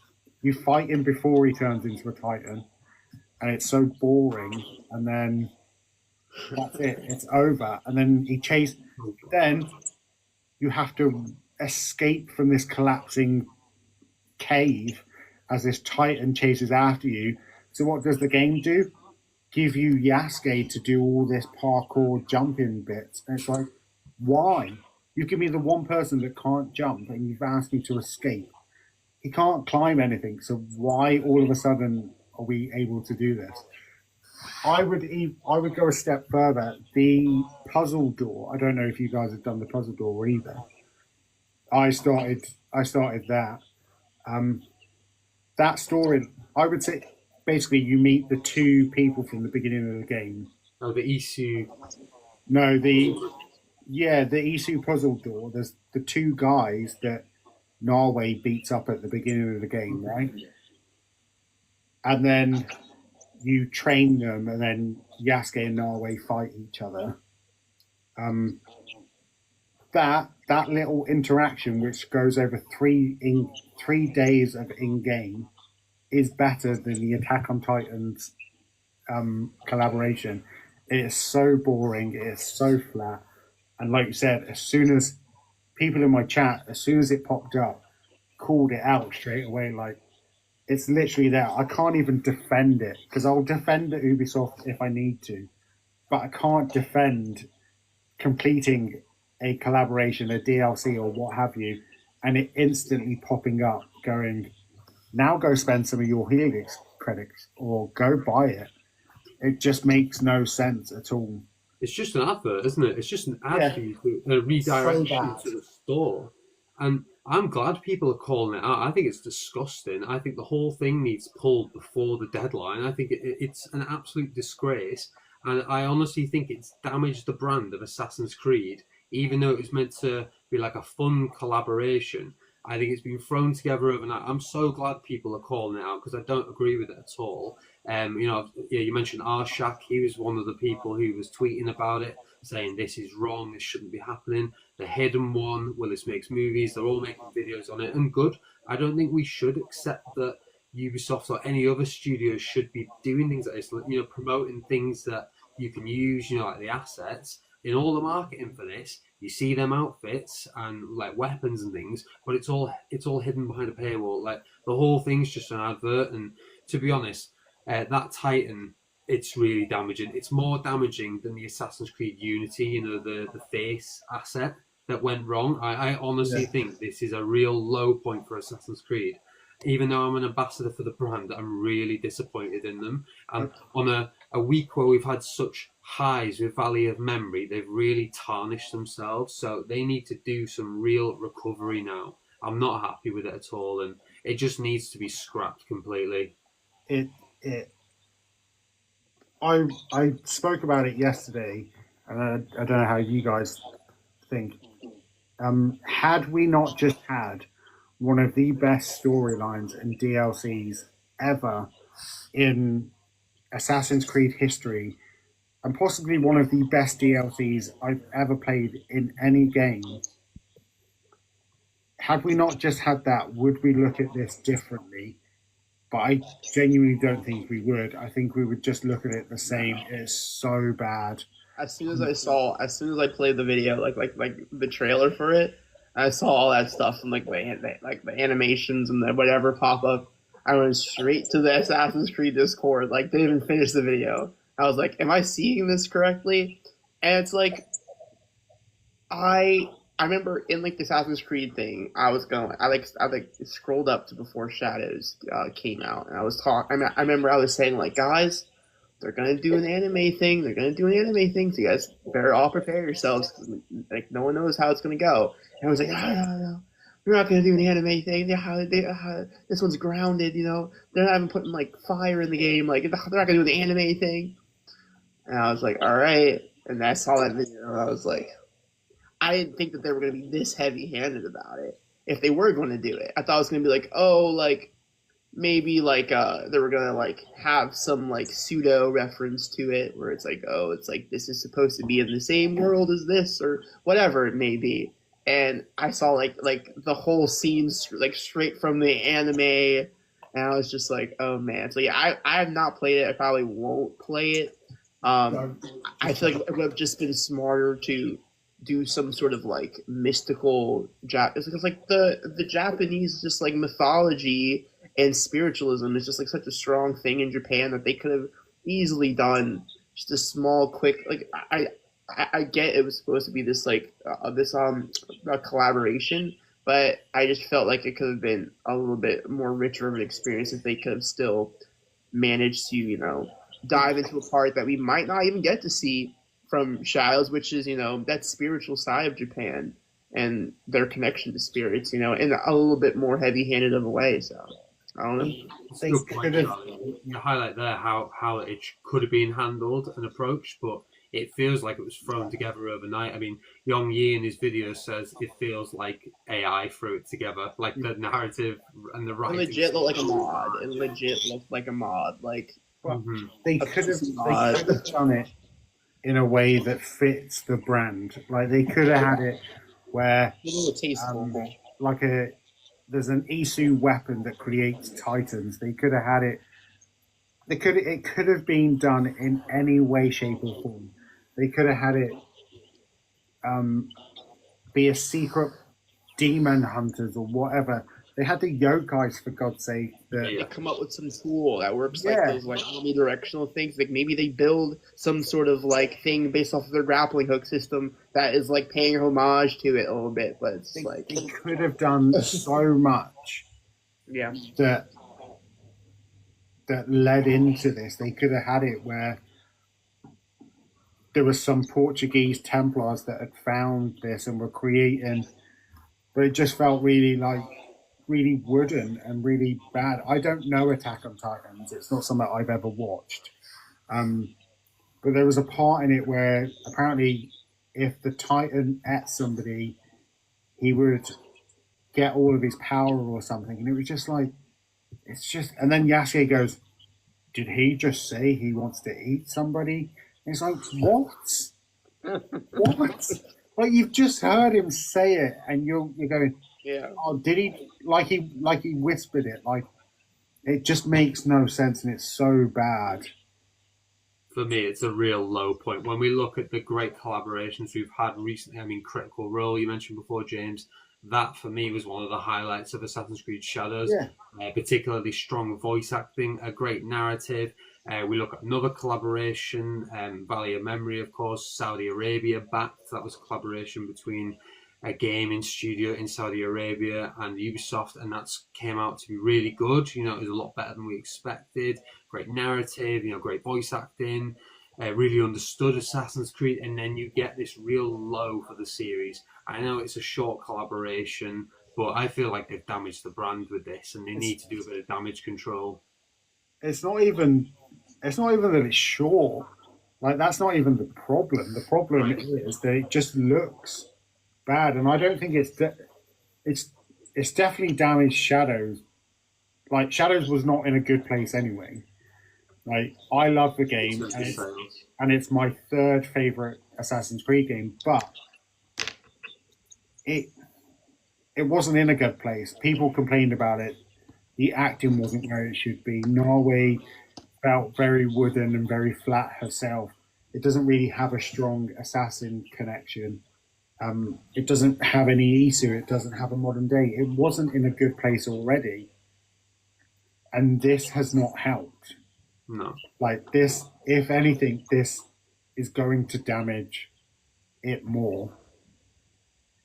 Before, James, you mentioned the Isu quest line that people are playing currently. Yeah. That was cracked within about 20 minutes of it releasing by data miners, so they were really hot on it. They found all the locations of the Isu keys, and I haven't actually played that one yet, but I know the answer for what is in the Isu vault, and I don't want to really spoil it for people, but that again brings up complications for problems for Assassin's Creed Shadows, and if they're taking the lore seriously, and we'll get into that in a few weeks' time, because that brings with it a whole can of worms and another set of problems that we'll get into maybe next time, give people a bit more time to get into, but that's another ongoing issue. So maybe it feels like Assassin's Creed isn't that focused. They're trying, like you said before, Charlie, they're trying 50 different things, hoping that 25 land, but right now it feels like a small percentage of these things that really are landing. And Shadow's sales, they still won't go into real details on how it's doing, but in my honest opinion, it sounds like Mirage is performing better currently. I would probably agree with you. The amount of people that I see now that are like, oh, Mirage is fantastic.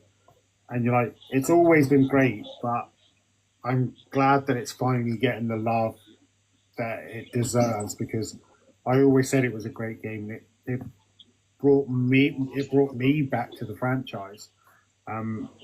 So I understand, but Shadows is, I'm struggling to even justify playing it right now. Like I have been feeling burnt out with the Assassin's Creed content because it just feels like there's nothing right now. Obviously, Valley of Memory was fantastic, but it just feels Shadows just feels like it's a live service that's just falling on its backside. And that's a good point. Whilst we're talking about the post-launch content, today they've released a trailer for Christmas content, which is coming out. It's not all Christmas themed, but James, you've got a list here. I have got a list. Did you watch it? So I haven't watched it. This is just what I've seen from our own posts and stuff. But starting is it tomorrow? Yeah, starting tomorrow until December, until Christmas Day, we get double rewards for corrupt castles, double XP and resources. We also get new rewards. So that feels like it feels like they're doing a damage control. Yeah. That's what it feels like to me. It's funny that it's actually quite a cool video because it's Simon, who's a real great personality. You know, if one thing that Quebec have done is really put him at the forefront of community engagement, and he's been great. You know, I think he's been fantastic. They need to bring him back in some respect for more Assassin's Creed projects and have him as some kind of community lead because he's been brilliant. He's had little to work with, and he's really found a flair in the videos. And there's a really cool bit where he's talking about the Christmas content, and all the lights behind him go dark, and it's like all the Christmas lights, and you see for like split seconds, like modern day, if you want to call it that. It's like the Animus rift stuff, and if you pause it, you can sort of read into like a bit of what's going on in the modern day. And he's just sort of like, what was that? It's really cool to see. Like he even puts like a bit of humor in there, and it just sort of, without saying it, you can see that there's new modern day material coming as well. So I really like Simon. I think he's done a great job, and this does feel like damage control. James, I think you're totally right. They didn't mention the Attack on Titans thing, obviously. I think the less said about that, the better. We don't need to talk about that again, and hopefully they just kill that completely. No one should play that. That's a timed event. Do we know when that ends? Hopefully right now. Please. But also on the 16th of December, we're getting new combat finishers and animations, which we've just had with Valley of Memory. So it feels like they're trying to take what made Valley of Memory good, and they're trying to bring it across. Yeah. But obviously, with the animations, like, I mean, they've already just done this, haven't they? Where like Nawe and Yasuke are learning things from each other. Yeah. Like they're learning more combat finishes. So it sounds like the animation department's been busy crafting up some new combos and whatnot. But if you're not playing the game, you're not going to use new animations. And like a lot of us, I haven't played Shadows in maybe 2 weeks now because I'm sort of the same, James, where I'm not really that interested in going back to it. And for sure, like, new animations aren't really going to make me pick up the game again. Yeah. Apart from parkour, which did make me go back to Mirage and turn that on, of course. It's been about 3 weeks since I played, and the first time I played was yesterday. How do you feel about this, Charlie? How do you feel about the post-launch content for AC? And have you seen this? It's only like a 1-minute teaser trailer that was released today. I haven't seen the teaser trailer stuff. I have looked over some of the information online that was coming out about all this stuff. I'm kind of in the same boat as you guys. I'm a little tapped out with Shadows right now. The RPG games just have that effect on me where it's like you need some time to recover. You know, where it's like after you get through it, you're like, all right, enough of that for a while, and it's going to take something really, really engaging to really pull you back in. All like the little special like boosters or little kind of like cosmetic stuff or animations. Like, it's cool, and it's great that they're keeping up the content, but I don't think it's going to be quite enough to bring me in, because like I think my motivation for playing any Assassin's Creed game is to just like see how we continue to grow and evolve the formula moving forward in the franchise, and if I feel like what you're adding isn't going to kind of, it doesn't speak to that motivation or that value, then, I might, pass on that one for now, unless, something else pops up otherwise. So it's just like, if it's like a new animation, it's like, okay, that's really cool. I'll see you in the next game though. Hope it's there, because it's just like, I don't need to like play the new stuff in the one that I've just finished, I'd rather see how these decisions being made kind of go into planning for the ones, moving forward. I think I've got the gist from the game, I've got the statement, I've got what they were trying to say, what they were trying to do. Everything else is kind of like, for the things that there's going to be an audience for it, so some people are going to play those things and kind of look into those things, but I don't know.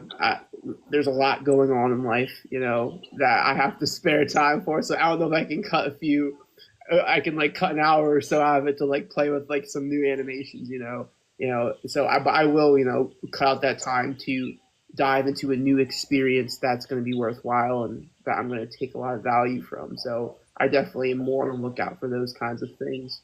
But that's a good point. I also see it as like a bigger picture sort of thing, as when they are creating new animations. I'm just sort of thinking now with the creation of the Umbrella Studio, Vantage Studios, that whenever they create anything, any assets, any animations, I'm just thinking this is something that can be used later down the line for future Assassin's Creed games. I mean, they're able to share assets internally better now. So all I'm thinking with this is, great, they've created some new animations. I'll see in the next game, exactly like you say, but I see it from like an assets redistribution sort of point where, we literally will see these animations in the next game. Like, there's no excuse now. There's no excuse now to like go backwards. It's like we've seen these things in your system, and we know for a fact that it carries over now. So it's just like for it to get like worse from here or to become weaker from here in these areas. I'm like, so did you just not want to open that folder this time around or something? That's fine, I guess. But it's the same as like the crouch button. Like, but the games before we didn't have a crouch button, right? Unity was the first one to have it. Yeah. And it's not the greatest system, but if they took it away now, you'd be like, what? Like, why? We've seen it so many times. And this is the thing now, especially with Shadows, is that say what you want about Shadows and the situation it's in, but if the stealth is not as good as it was in Shadows, I don't want it. Like, if I can't go prone, if I can't crouch, if I can't knock out lights, if I can't hide in rafters, if I can't do all these things, I don't want it. And as far as combat animations go and finishes, they're great for all of like 5 minutes, but it gets boring very quickly. It's like, I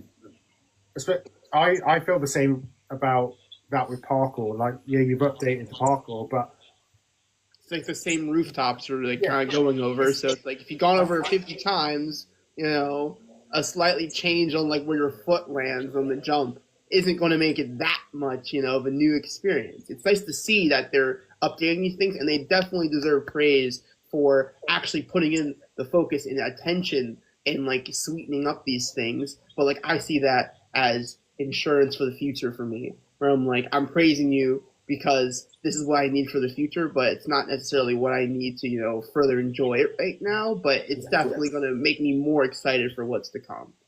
It's the same as like the side ejects.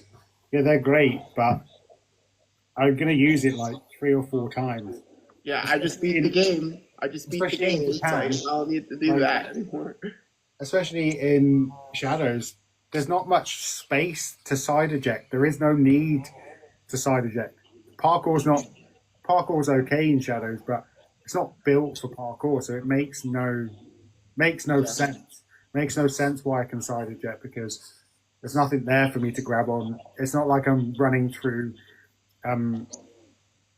Jerusalem or Rome or what have you. There's no need for me to do it. Even for all of my hate of Black Flag, even Black Flag has a point to side eject. There's a reason to be able to do it. It just makes no sense in Shadows, and I don't see why. It's like you said, we should give them praise for when they do these things, but there's a lot of debate. Yeah, a lot of debate about that. For me, I don't think it really needs it. But I feel like this is the most negative I've been about Ubisoft in a very long time. I feel like I'm always defending them at some point, especially when it comes to Mirage. Like, well, you guys asked for rubbish combat. You asked that it wasn't like an RPG game. This is what you got. This is your game.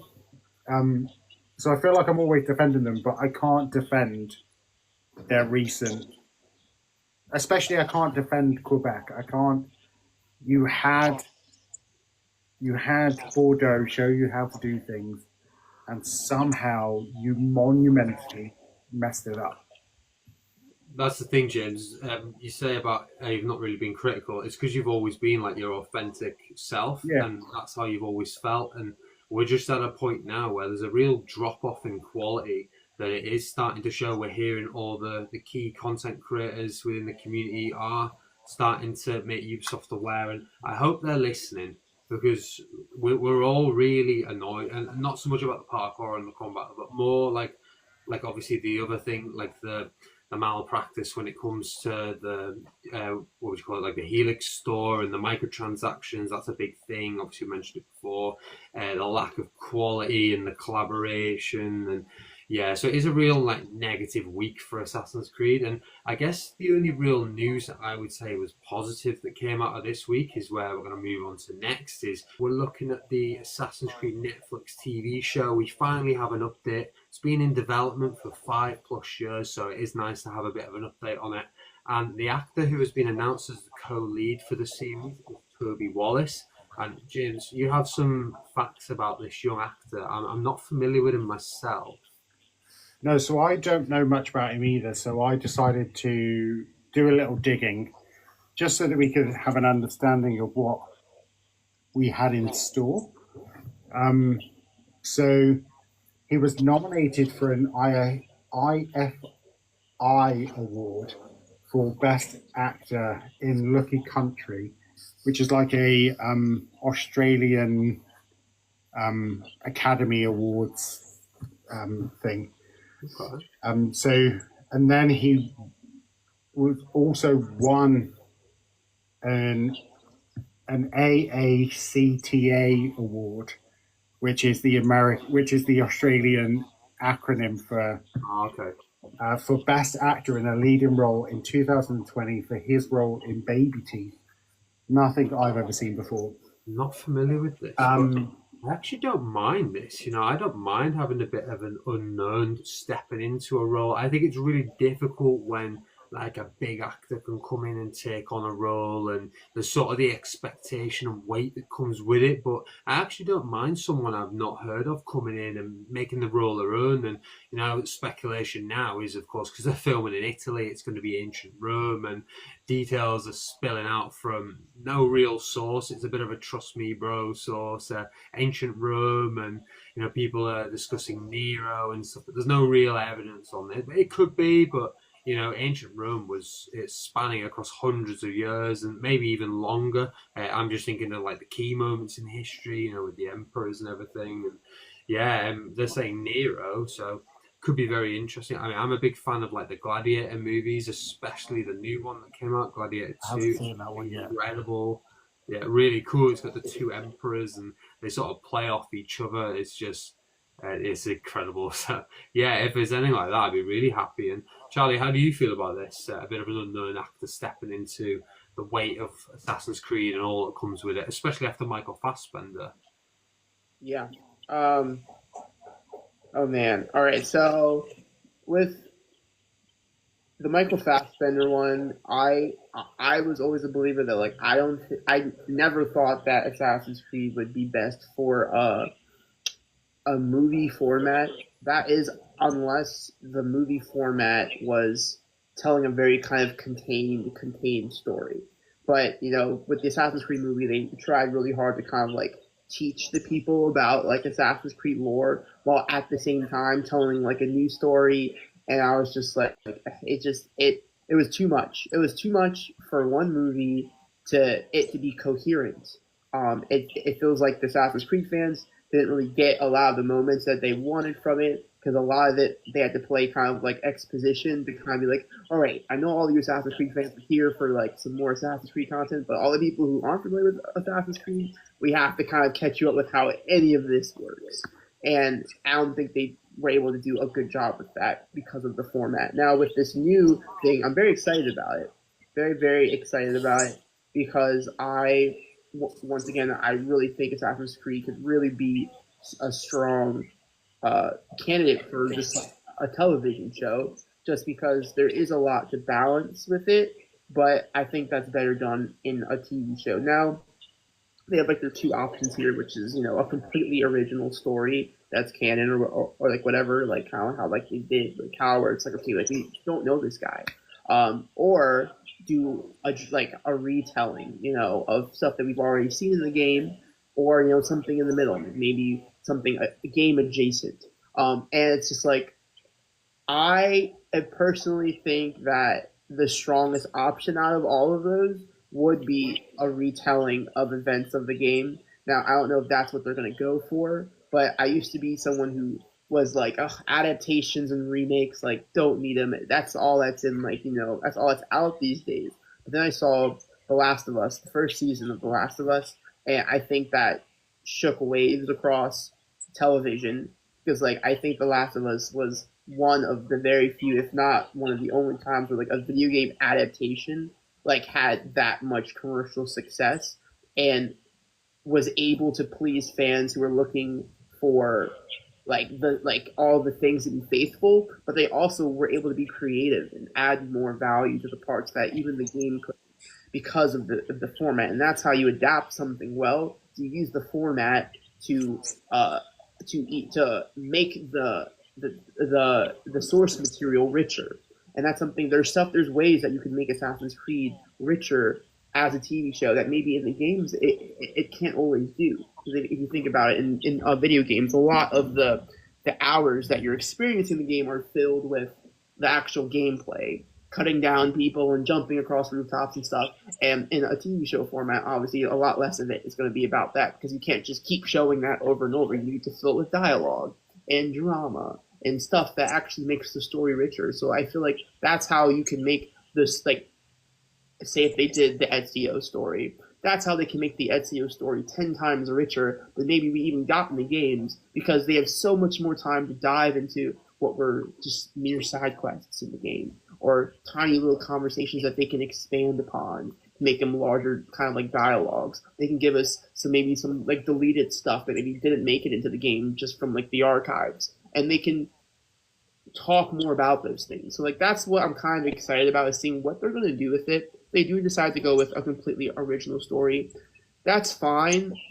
It's not what I would prefer, but that's also fine, just because I feel like Assassin's Creed as a franchise is already juggling a lot of different lores and characters, and as we've spoken about earlier, the canon and the lore is getting really messy a little bit, with like the Isu and like the Grey and the First Civilization and sages and like reincarnation or possession. It's just like it's a lot of things that are like things are getting redefined and retconned, and definitions are changing and being updated or evolved. And where does this guy fit? Where was this guy when this was happening? Is this their parent? Is that their mother? Are they related? Why didn't they come? And it's a lot. So it's like when you add new characters, it's like it's a little bit easier for a new viewer to kind of maybe latch onto it. But also it's just like there's so much value that can be brought to existing stuff if you switch it to this TV show format. So that's kind of what I'm excited to see. I'm very excited that they're even doing this TV show.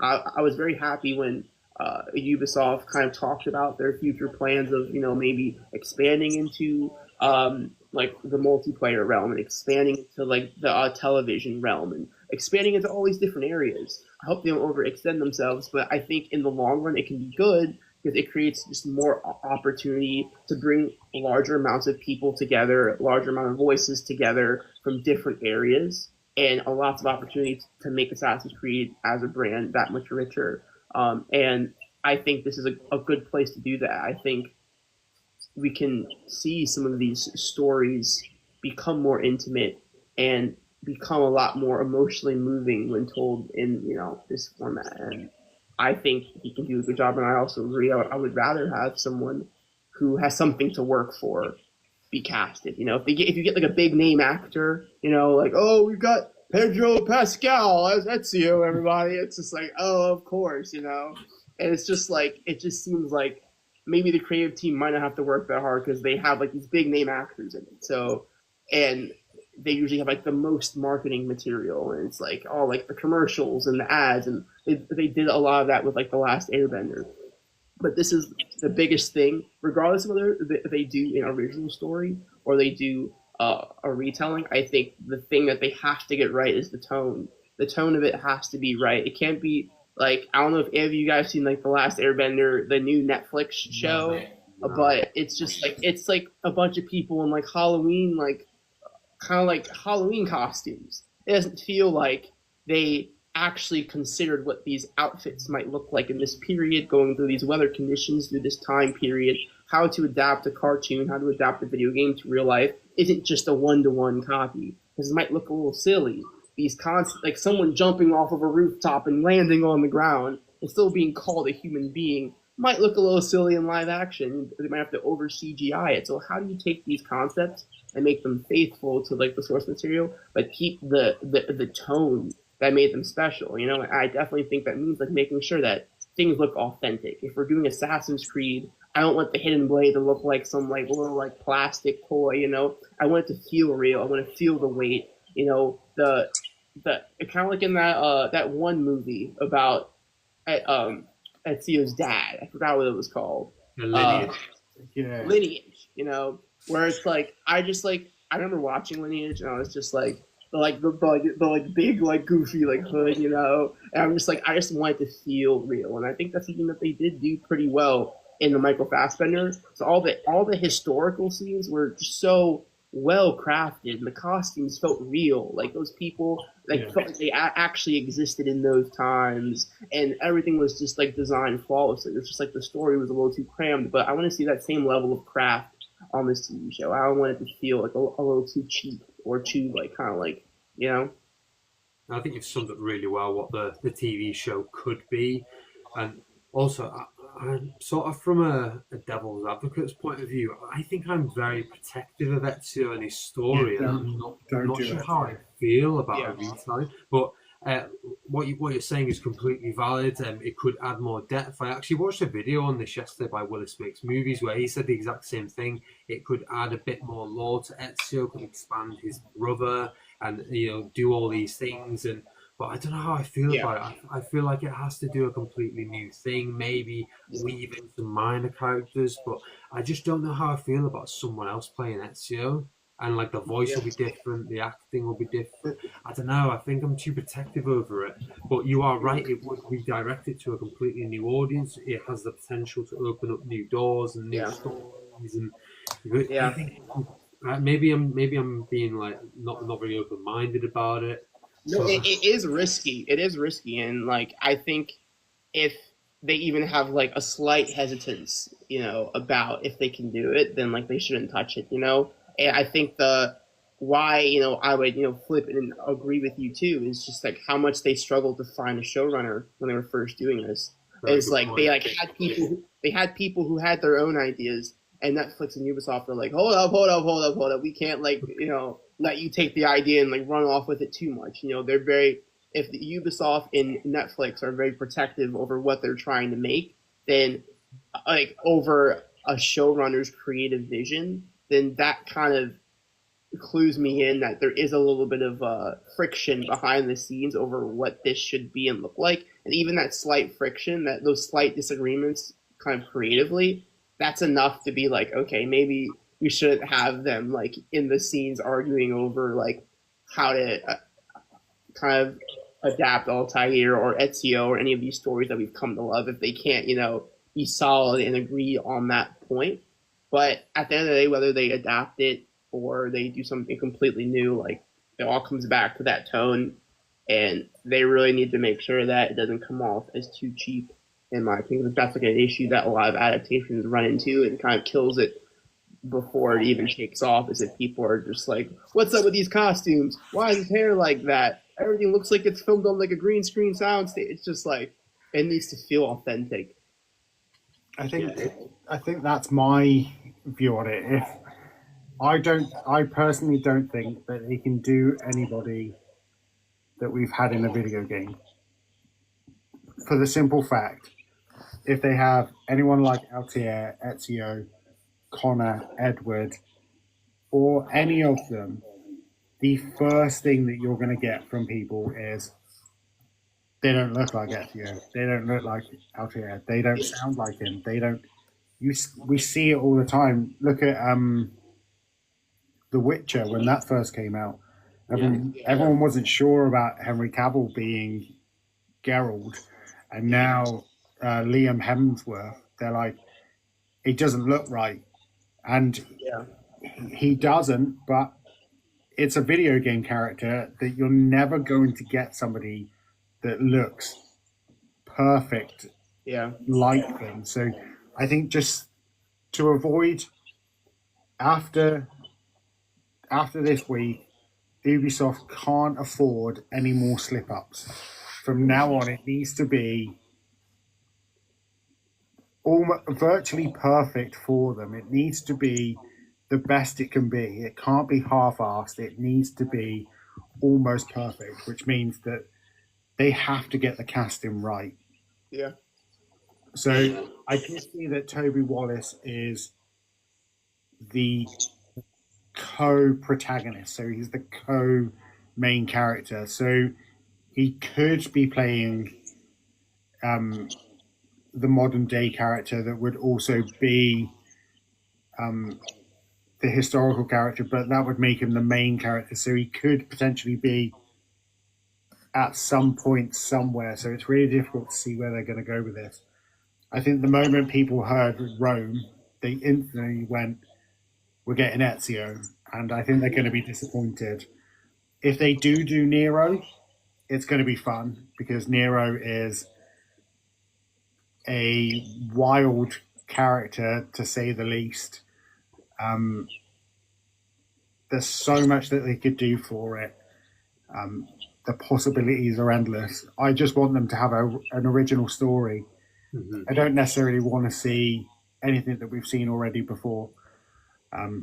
I think their best way to go about it would be a new story, because then you're going to get people that, the same as I do. One of my gripes with Black Flag is that it ends and then we find out that Edward's a master assassin outside of the game. Mm-hmm. If they give us something, let's say Ezio, from Brotherhood to Revelations, there's such a gap between the two games that we don't know what's going on. So let's say they give us that time period of history. People will complain that they didn't get to play that part of history, that to understand that bit of time, you need to read the book or you need to watch the TV or what have you.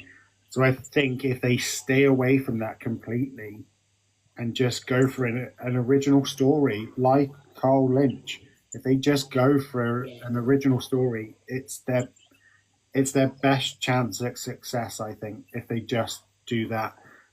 Talking about, it's not on here and I haven't put it down, but talking about this, does anyone know the guy who writes the books of Assassin's Creed? I can't remember. Yeah. Do you know that he's got a couple of new audiobooks coming out that are Assassin's Creed based? No. So I've got it on my phone, so I'll quickly just send it over to myself. But that's interesting. He's not worked on Assassin's Creed for years, so that is really interesting. He was a great writer. That's cool to hear that they're dropping back to relying on someone who's very familiar with the series. It's been a long time. Yeah, what's the source on that, James? I've not heard that one. I was looking at it myself. Nicola, when she goes to sleep, she likes audiobooks on, right? Nicola was away this weekend, and I got so used to the audiobooks that I decided to have a look and purchase some more audiobooks. I was actually on there looking at, I have a couple of Assassin's Creed ones on there already. So we have one, he has one coming out, which is called Assassin's Creed Origins Desert Oath. And it comes out in April next year. Desert Oath, I've heard of this.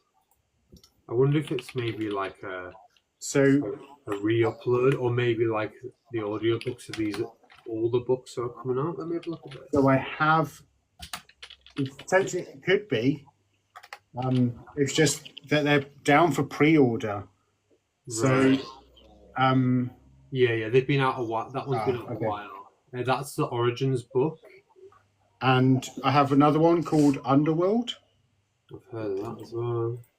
Oh, maybe they are different. Maybe this what is the platform? It's audiobooks, maybe. What's the platform, James? On Audible, which is on your iPhone or what have you. Underworld's the Syndicate book with Henry Green. I've read that. Okay. Yeah, maybe they're re-uploading. Yeah, okay, that's fine. That would have been crazy because Anton Gill's not worked on Assassin's Creed for years. Apologies, guys. We're spreading. I literally was scrolling through and I was like, oh my god, these are pre-orders. Oh, let's have a look at these. Yeah, I can see why you think that. Okay, that's my bad. That's okay. Debunked, guys. Anton Gill. Debunked my own hype. Not returning. Yeah. But there are some good books to check out, especially the Underworld one, because that explores Henry Green's relationship with Evie Fry and sort of goes into his relationship with his dad as well. You know, it's really interesting how he was sort of kicked out of the Assassins and had to. He was in exile. He was going to be killed. He went into exile. Had to start up the London Brotherhood, and obviously they were under Starrick at the time, the Templars. So it was a really strong position. Yeah, a really cool book that came out around the time of Syndicate. But we have got one final piece of confirmed news today. Saudi are running out of money for gaming, sadly. So obviously Assassin's Creed Valiant Memory was produced due to this relationship, but according to several news outlets, the Saudi Arabia Public Investment Fund, who are the ones with stakes in Nintendo, Capcom, Take-Two, and several other games, Savvy Games Group, they've recently just invested into EA, £55 billion. They're reportedly running low on cash for new investments. Now, this means that they're tightening the budget and several high-profile projects could be scrapped because they're already in development, because they just haven't got the money to keep funding it. And this means that there might not be a part 2 to Valiant Memory, because I thought because this was such a success with Mirage that they might look at more opportunities with Saudi Arabia. And they also said that Ubisoft and Saudi Arabia were looking at a multitude of opportunities, so it wasn't just going to be this one project. But if they're having difficulties in financials, then maybe there won't be any more relationships like this. And how do you guys feel about that? Because obviously the funding will have helped Ubisoft. A great story came out of it. It actually turned out to be a great partnership. So how do you guys feel about this? I'll let Charlie take the lead on. Charlie can start first. So, I think it can be like a good and a bad thing. It kind of depends, how Ubisoft and, just gaming companies like react, to it. In some cases, if you're looking at like the glass half full, you can be like, oh, well, there's less money to go around. So, people will be a lot smarter with how they use it. They'll focus in a little bit more, and maybe it will lead people to kind of think smaller than think bigger, and like kind of how can we best utilize our funds to make these things rich without being too spendthrift. But glass half empty, people can be a little bit more cheaper. They can start reusing assets more. We can get more situations that are like the Attack on Titan, where it's just like we don't have the resources, to make very like unique and stuff. So you might end up having situations like that where you start to see reskins a lot. So I know a ton about this situation. I kind of read about it beforehand, but it kind of depends how Ubisoft and these companies start moving as a result of it. But I hope that they see from Valley Memory and with Mirage, just like a lot can be done with very little, and you can move people very easily with very little. You just have to kind of put the heart in it. So, like hopefully, with less money available potentially, it doesn't shake the confidence too much, and they're still able to deliver on amazing stories. Unfortunately, if it means having to cut back in certain areas, but maybe in certain areas there needed to be a cutback and a refocus on what's important. So, kind of where I'm at with that whole situation. That's a good way of looking at it. How do you see it, James? I don't know. It's really difficult because I think the whole point of Valley of Memory was to boost tourism. Right. So I don't entirely know how, like, story-wise and narratively, the DLC was a massive success. Tourism-wise, I'm not too sure. Yeah, it had like the key monuments of Alula, and I'm thinking there's Hegra in the northern region and stuff, but you sort of pass by it, but there's no, and it is a sync point as well. I'm thinking of the Elephant's Rock. It is a sync point. Yeah. It didn't feel like an ad, which it could have done, which we mentioned before, the Attack on Titan was an ad. Literally was an ad for people to buy, where this isn't like, this is an advert for you to pick up plane tickets for Saudi Arabia. Well, it didn't feel like an ad. So I'm really torn because of the notes that we've written about this is that potentially they could strip EA as well to try and make some profit back. Which could lead to a much broader other things. So I don't know how I feel about it. My question is, if they've invested into Ubisoft to make Valley of Memory made no money because it wasn't, there was nothing to buy that was associated to it. How did they make money back? Like, how did they get a profit? Like, what was the exchange rate? What are we looking at here? So we'll never know the numbers. We'll never know. We'll never know. Never reveal the numbers, how much was paid for. But it just makes me wonder that what will happen for the future, because it's not like the Attack on Titans where it was free, yes, but at the end it was like, now buy this. You could say some of that money was going to Saudi to pay back for the investment that they made. People don't just invest for no reason. People want something back in return. So what are they getting in? What was the payout for investing to make this free DLC where nothing was up for sale, where nothing was an option? So it does make me wonder. Maybe it's not complete yet. That's just me. I don't really maybe know, it's not. Maybe they funded more than just Valley of Memory, and this is only like part one of something that had already previously been funded, and maybe we might figure out like later. I'm not sure.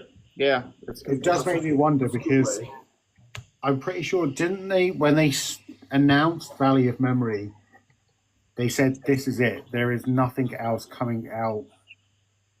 I'm not sure. Mirage, they definitely said at that Saudi event that they were working on a number of concepts with the Saudi Arabian games industry, and there could be multiple projects in development at Ubisoft. But then that got me thinking, like, what if they're doing like Far Cry projects? What if they're doing other brands, not just Assassin's Creed? But I think that would be really cool, Charlie, if like Valley of Memories Part 1 and then maybe something somewhere down the line there's part 2, and who knows, like we don't know the money that got pumped into this project.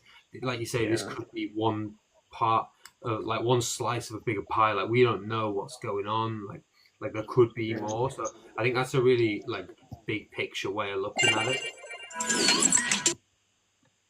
What's going on? But to wrap up the news section, I just think it was worth mentioning, and I don't know if you guys, it's sort of related, sort of not. Do you guys watch South Park? I haven't for a while. I do. It's a bit random, but today's episode that came out is about Saudi Arabia, as it happens, and they're like funding the local Thanksgiving run. And it just made me laugh, because it was like, that they've got so much money, they're funding everything, like even these like local things. And now to hear the news that they are actually running out of money, maybe they funded a bit too many projects over the years. Maybe. I mean, it's the same in football. I mean, look at the Saudi Arabian Football League. They're doing all they can to promote that. And they're trying to steal away the best players in the Premier League with offers like Bruno Fernandes from Manchester United. They're putting in crazy bids left, right and centre every year when the transfer window's open. They're really trying to make that a big thing. It's obviously the same in the gaming industry. You know, they're really putting money into big projects like EA and Ubisoft with this. And I just thought it was worth bringing up. And to end the news section, this is sort of a story I wanted to bring up on the Podyssey, but I never got time. If you remember that episode, I did a special collab. We were sort of running through time periods and sort of linking our stories to Assassin's Creed games. And I was meant to bring it up last week, but I forgot. And also I was really ill. But when Assassin's Creed Origins was revealed, I was at uni. And this is like a bit of a throwback now, because we're talking about like 2017, I want to say, around then, maybe even before that, I forget. But it was at EGX, Assassin's Creed Origins. The reveal trailer was going on. I was sat at my desk at uni watching the trailer, hyped EGX. Everyone's there in the crowd, ready, and you're just sort of waiting for the game to be revealed. And there was a ring at my door. So I ran downstairs to get the door, and it was my girlfriend, who's now my wife. So I opened the door for her. I was like, Ash, come in quickly. And I run back up the stairs. So I'm thinking, it's going to be coming soon. Try the door handle. In my effort to run out the room and go downstairs to get the door for her quickly, I've snapped the handle off. So I end up... Couldn't get back in. I couldn't get back in. So I'm looking through the keyhole, watching the reveal of Assassin's Creed Origins through a keyhole at EGX. I pull out my phone, and I'm having to watch it at my phone, and it's like watching it on this tiny screen while my housemates come out and they're trying to like fix the handle. Ash is like, what did you do that for? She's there with a screwdriver trying to fix it. It took me half an hour to repair my door handle so I could get back in the room. And it was like I had one monitor set up with like a text, like a Google Doc. I was going to write loads of notes about it. I had the screen, I had like Twitter, because I was running the ones that came before basically on my own back then. Yeah. I was a one-man band. I was doing everything. So I was having to like watch it on my phone, and I was having to like jump off it and tweet, and I was doing everything on my... It was not good. But I just wanted to tell this story so it doesn't get forgotten, because just if you ever think you're having a bad day, just think of that one. Oh, that is absolutely hilarious. That is. There's a tear in my memory. That was a rough one. But to end this episode, guys, I just wanted to get into our regular pitching and Assassin's Creed topic. And Charlie, where would you like for your dream location? Where do you want the series to go? And if you could pick like a season 2 of the Netflix show, for example, or a game, where would you like that to be set?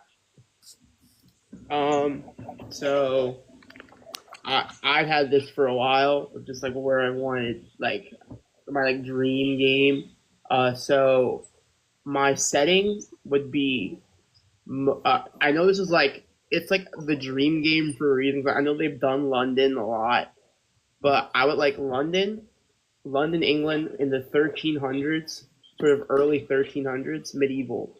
That's so cool. The reason why is because like I really love the idea of like a knight assassin, like just like combining the ideas of like the Templar knight with the assassin, like with like the hood and like the armor. This like idea got first put in my head from the Unity when one of the builds you could do is like a knight, and it came with all like the chainmail, but like also a hood with like all like the armor. And I have the whole story planned out based off of Assassin's Creed sort of like kind of canon lore that's already like where it would fit into all of that, because in 1307, Philip the Fourth was sort of the overseer there of France at the time, and he started to do this purge of the Templar order at this time. So he's purging Templars. He's like, but he's being manipulated by a first civilization sort of Isu sort of affiliate, a sort of follower. So they're manipulating him to purge the Templars. They're like, this Templar order, they're not right. They need to be eradicated, erased. So Friday the 13th, they're taking out the Templar order in France. Now, Philip wants this to move to England as well, but Edward II's like, no, like Templars, like England, like come on, hand in hand, they're safe here. But Philip's like, no, my friends say that they have to go. And Edward is like, nope, sorry. And then Philip basically talks to the Pope and gets the Pope to like release an order saying that Edward has to do this. And the Catholics are like, well, we have to listen to the Pope. So Edward decides to kind of like kindly start to eradicate the Templar order in 1307. So now he's like, all right, we'll have trials. We'll start rounding them up, and we'll do this judicially. And I think this would be like the perfect time for this 1307 sort of medieval game to kick off. And I want the main character to be a Templar. Now, he's not like a Templar, like kind of like indoctrinated loyalist and like fanatical, but he's just like a guy who's got a wife and kids. He works for the Templars. He's just a rule follower. He's like almost like, and this would be the interesting part, is he's like a very likable character. He's a likable character who doesn't know about like maybe the darker parts of the Templar order, but he still is. He like works for them to kind of put food on his family's table. It's like the easiest thing to do because there's so many Templars in the area that he lives in, and up before 1307, the Templars have been living pretty comfortably in this area.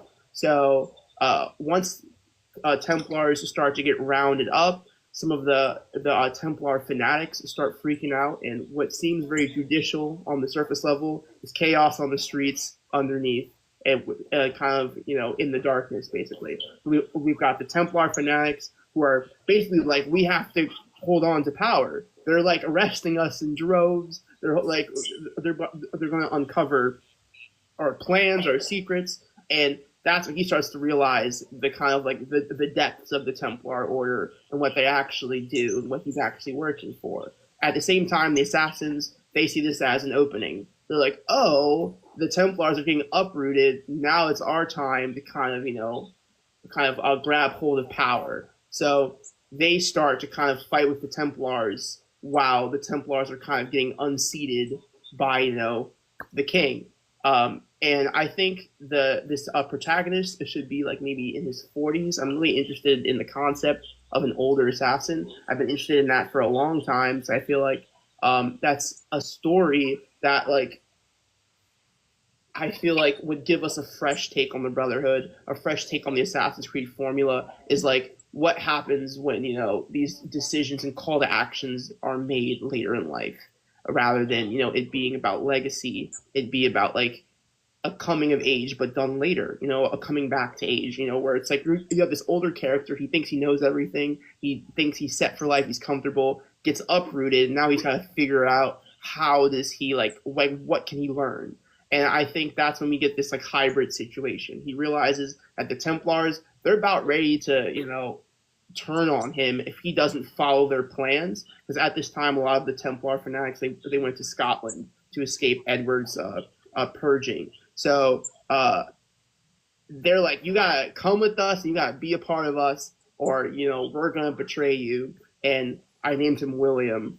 William's like, no, no, no, no, no. You guys are actually crazy. I didn't know you guys were crazy, but also like I don't know how to protect myself. Assassins come in. They're like, hey, William. So we know you're a Templar, but like you look like you might be ready to turn on them any second now. How about we teach you the things that you need to protect yourself in this time, and we can help you protect your family and get out of this situation alive. But you have to give us some Templar secrets to kind of help us. So William's like, okay, the assassins, they want to exploit me and take all my information. The Templars, they're ready to get rid of me because they realize that like I can betray them at any second. I just want to protect my family. And that's the kind of premise of the game, is you're this kind of Templar assassin hybrid who's caught in between this grab for power as Edward II is trying to uproot the Templar Order. And your character's main goal or motive is not to win this war for the assassins and not to win this war for the Templars. It's to just survive this situation and learn what he needs to learn to get him and his family out of this. And I think why I want that direction to be taken is because in the future Assassin's Creed games, to kind of answer that other question, I talk about this a lot where I'm like, I want to see more characters that are caught in the crossfire of this assassin and Templar thing, where like the things that they love and they care about are at stake a little bit more. A lot of times we get these revolutionaries or like these people who are pushing the revolution and they're pushing forward the Templar Order or like pushing forward the Assassin's Creed Order, and they're like leading these wars and these battles, whether it be from the shadows or up front. And it's like a lot of people don't make it through these wars. A lot of people's lives are changed because of these wars. Some people, they probably don't want to be a part of these wars. And we know that the assassins aren't always good, and we know the Templars aren't always bad. And I feel like a character like this, who at the end of the day, he just wants to protect his family. He's not looking to seize any sort of power or control. Could be another opportunity like Assassin's Creed Rogue. It's like to give us a story where we talk once again about the gray areas of this war, the gray areas of how this affects people. And I would love to see that in a situation where someone desperately, for the majority of the game, has a lot to lose. You know, it's not coming from a place where they've lost already and they're trying to find purpose again or seek revenge. This guy throughout the game has something that he needs to protect, and that's going to color all the decisions he makes and all of the people that he decides to trust. And everyone is just a means to doing, all the people he makes these deals with are means to protecting what he cares about. And I think you can really tell a really intimate, even small scale story about just like a guy trying to be a good husband or a good father to his family. And when you're on these missions, it's like every piece of data that you give or intel you give to the assassins or way that you portray a certain Templar, that could follow you back home. They know where you live. They can come find your family and you can't get out. So I think that would be a very compelling Assassin's Creed game and a compelling Assassin's Creed direction, even if it's not, medieval England. Just like I want to see more characters in Assassin's Creed who maybe don't have an interest in the larger picture and aren't even participating in the larger picture, but have to because they've got so much to lose. That was super detailed. I'm very impressed, by the way. What a great concept. I love the idea of like family at the center of it. He's just doing what's best for his family. And that sort of ties into Assassin's Creed Unity with the flashback with Jack de Malay. That was in 1312. The order was given on Friday the 13th, we mentioned before. But it's sort of like just before that when the Great Purge was ongoing and then moving to London. Like, obviously, we're from the UK, so we'd love to see London again, and that could be really cool, to be sort of in the crossfire. And I really respect and I like that concept, Charlie, especially where he doesn't have to be like the main like driving force for either side. He just wants what's best for his family. I think we've never seen anything like that. I think that's super interesting. You've obviously put a lot of detail into that. I'm wondering if there's some kind of project in development on this.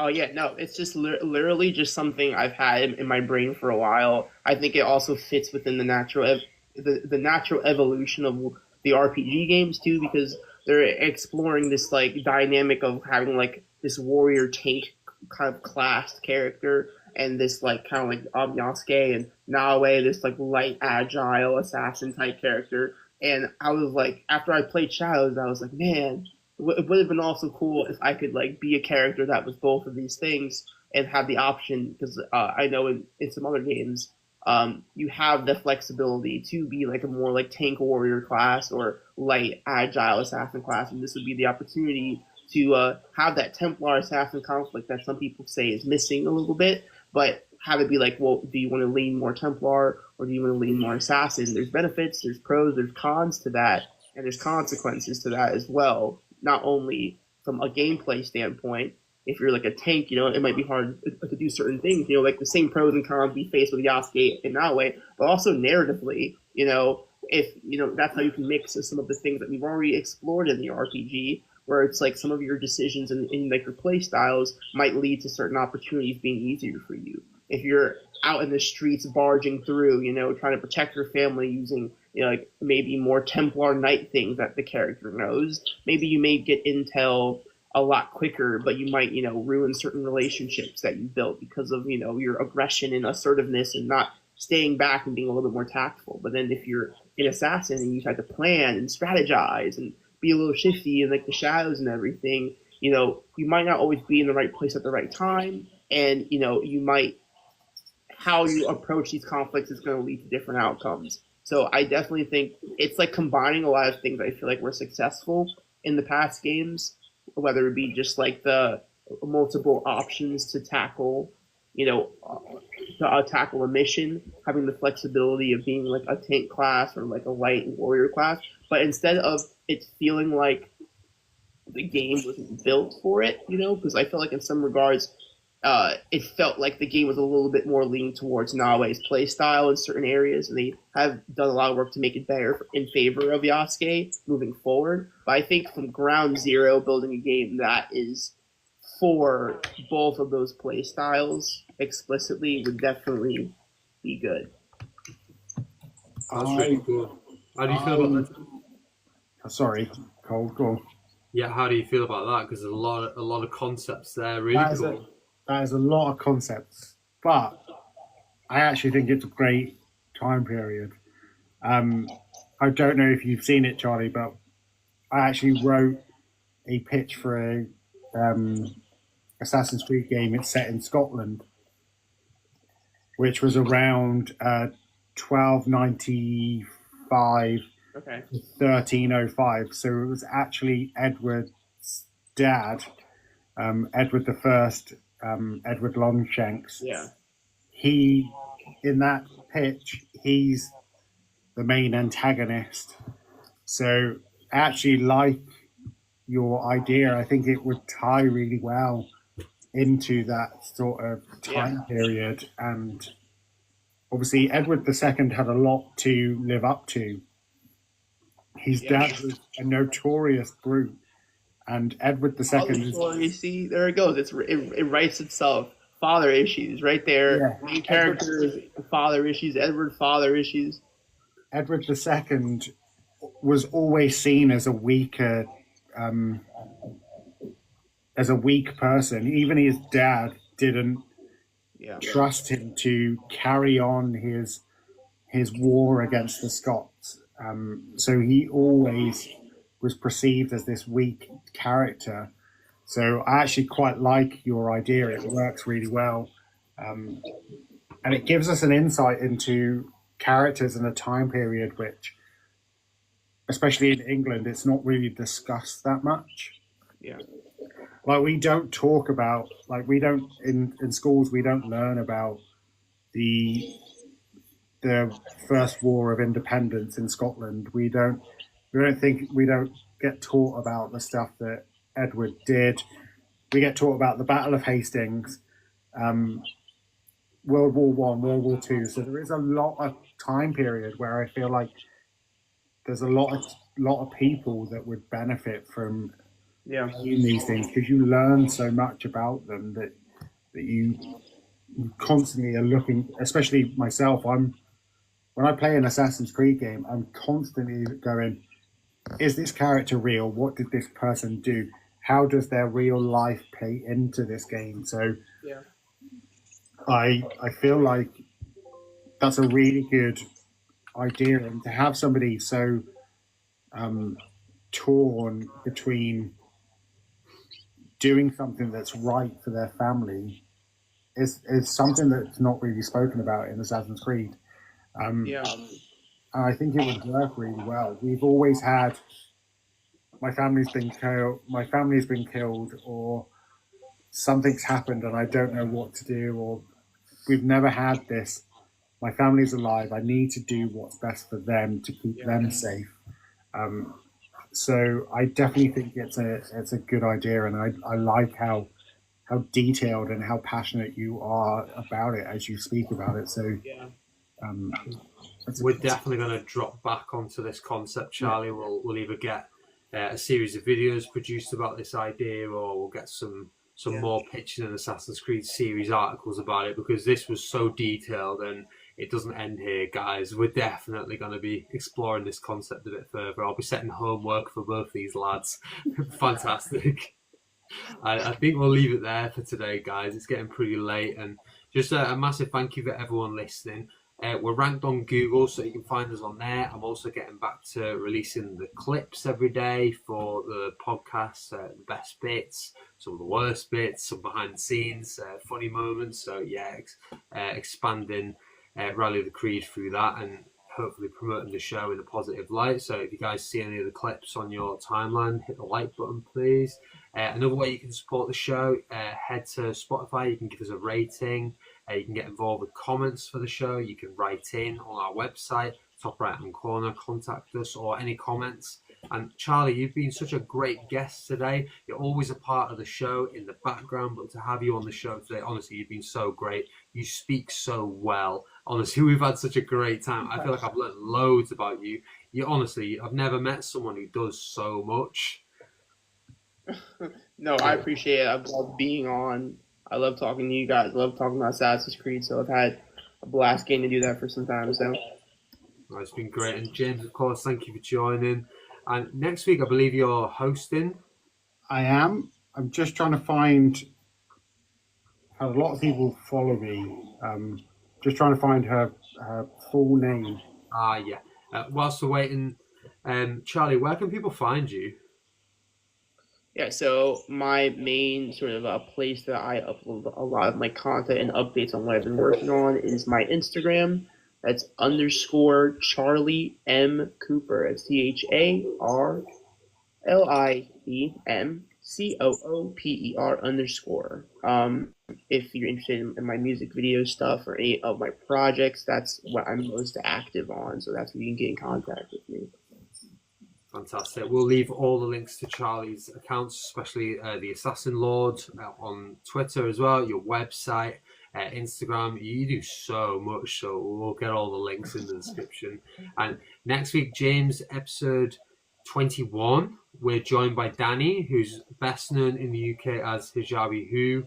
And she's great, she's a lovely cosplayer from the UK. She's done all sorts of Assassin's Creed projects over the years, so it's going to be really cool to discuss all things with her. So I'll be in the chat if anyone wants to discuss anything.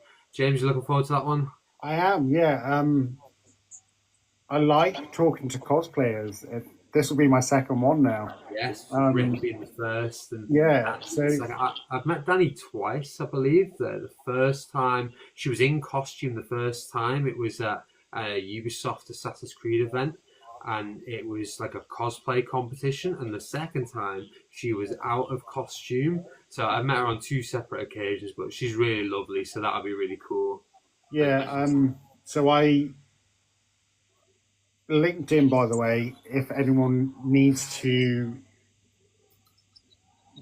use it, I would suggest using it because it lets you reach so many people. I've been able to talk to so many people about the podcast and if they'll like to join or what have you. And she was really, really great. She replied. We had some back and forth over an email. She's looking forward to it too. She's got a great relationship with Ubisoft as well, from what I can see. So it will be interesting to take her thoughts on it and stuff and see how she finds everything. That's going to be good. I believe she used to go by the username Hijabi Hooligan. I think it's now Hijabi Who. But Yeah, I think it's changed. She's such a great ambassador for Assassin's Creed, especially here in the UK. And I know she's done some overseas relationship stuff with Ubisoft, which is really cool. So, yeah, that's going to be really interesting. And massive thank you to you guys for listening. Anyone who's donated gifts throughout the stream, we really appreciate it. It helps us fund the website. And we will see you all soon in the next video. Thank you, Assassins. Take care. Thanks.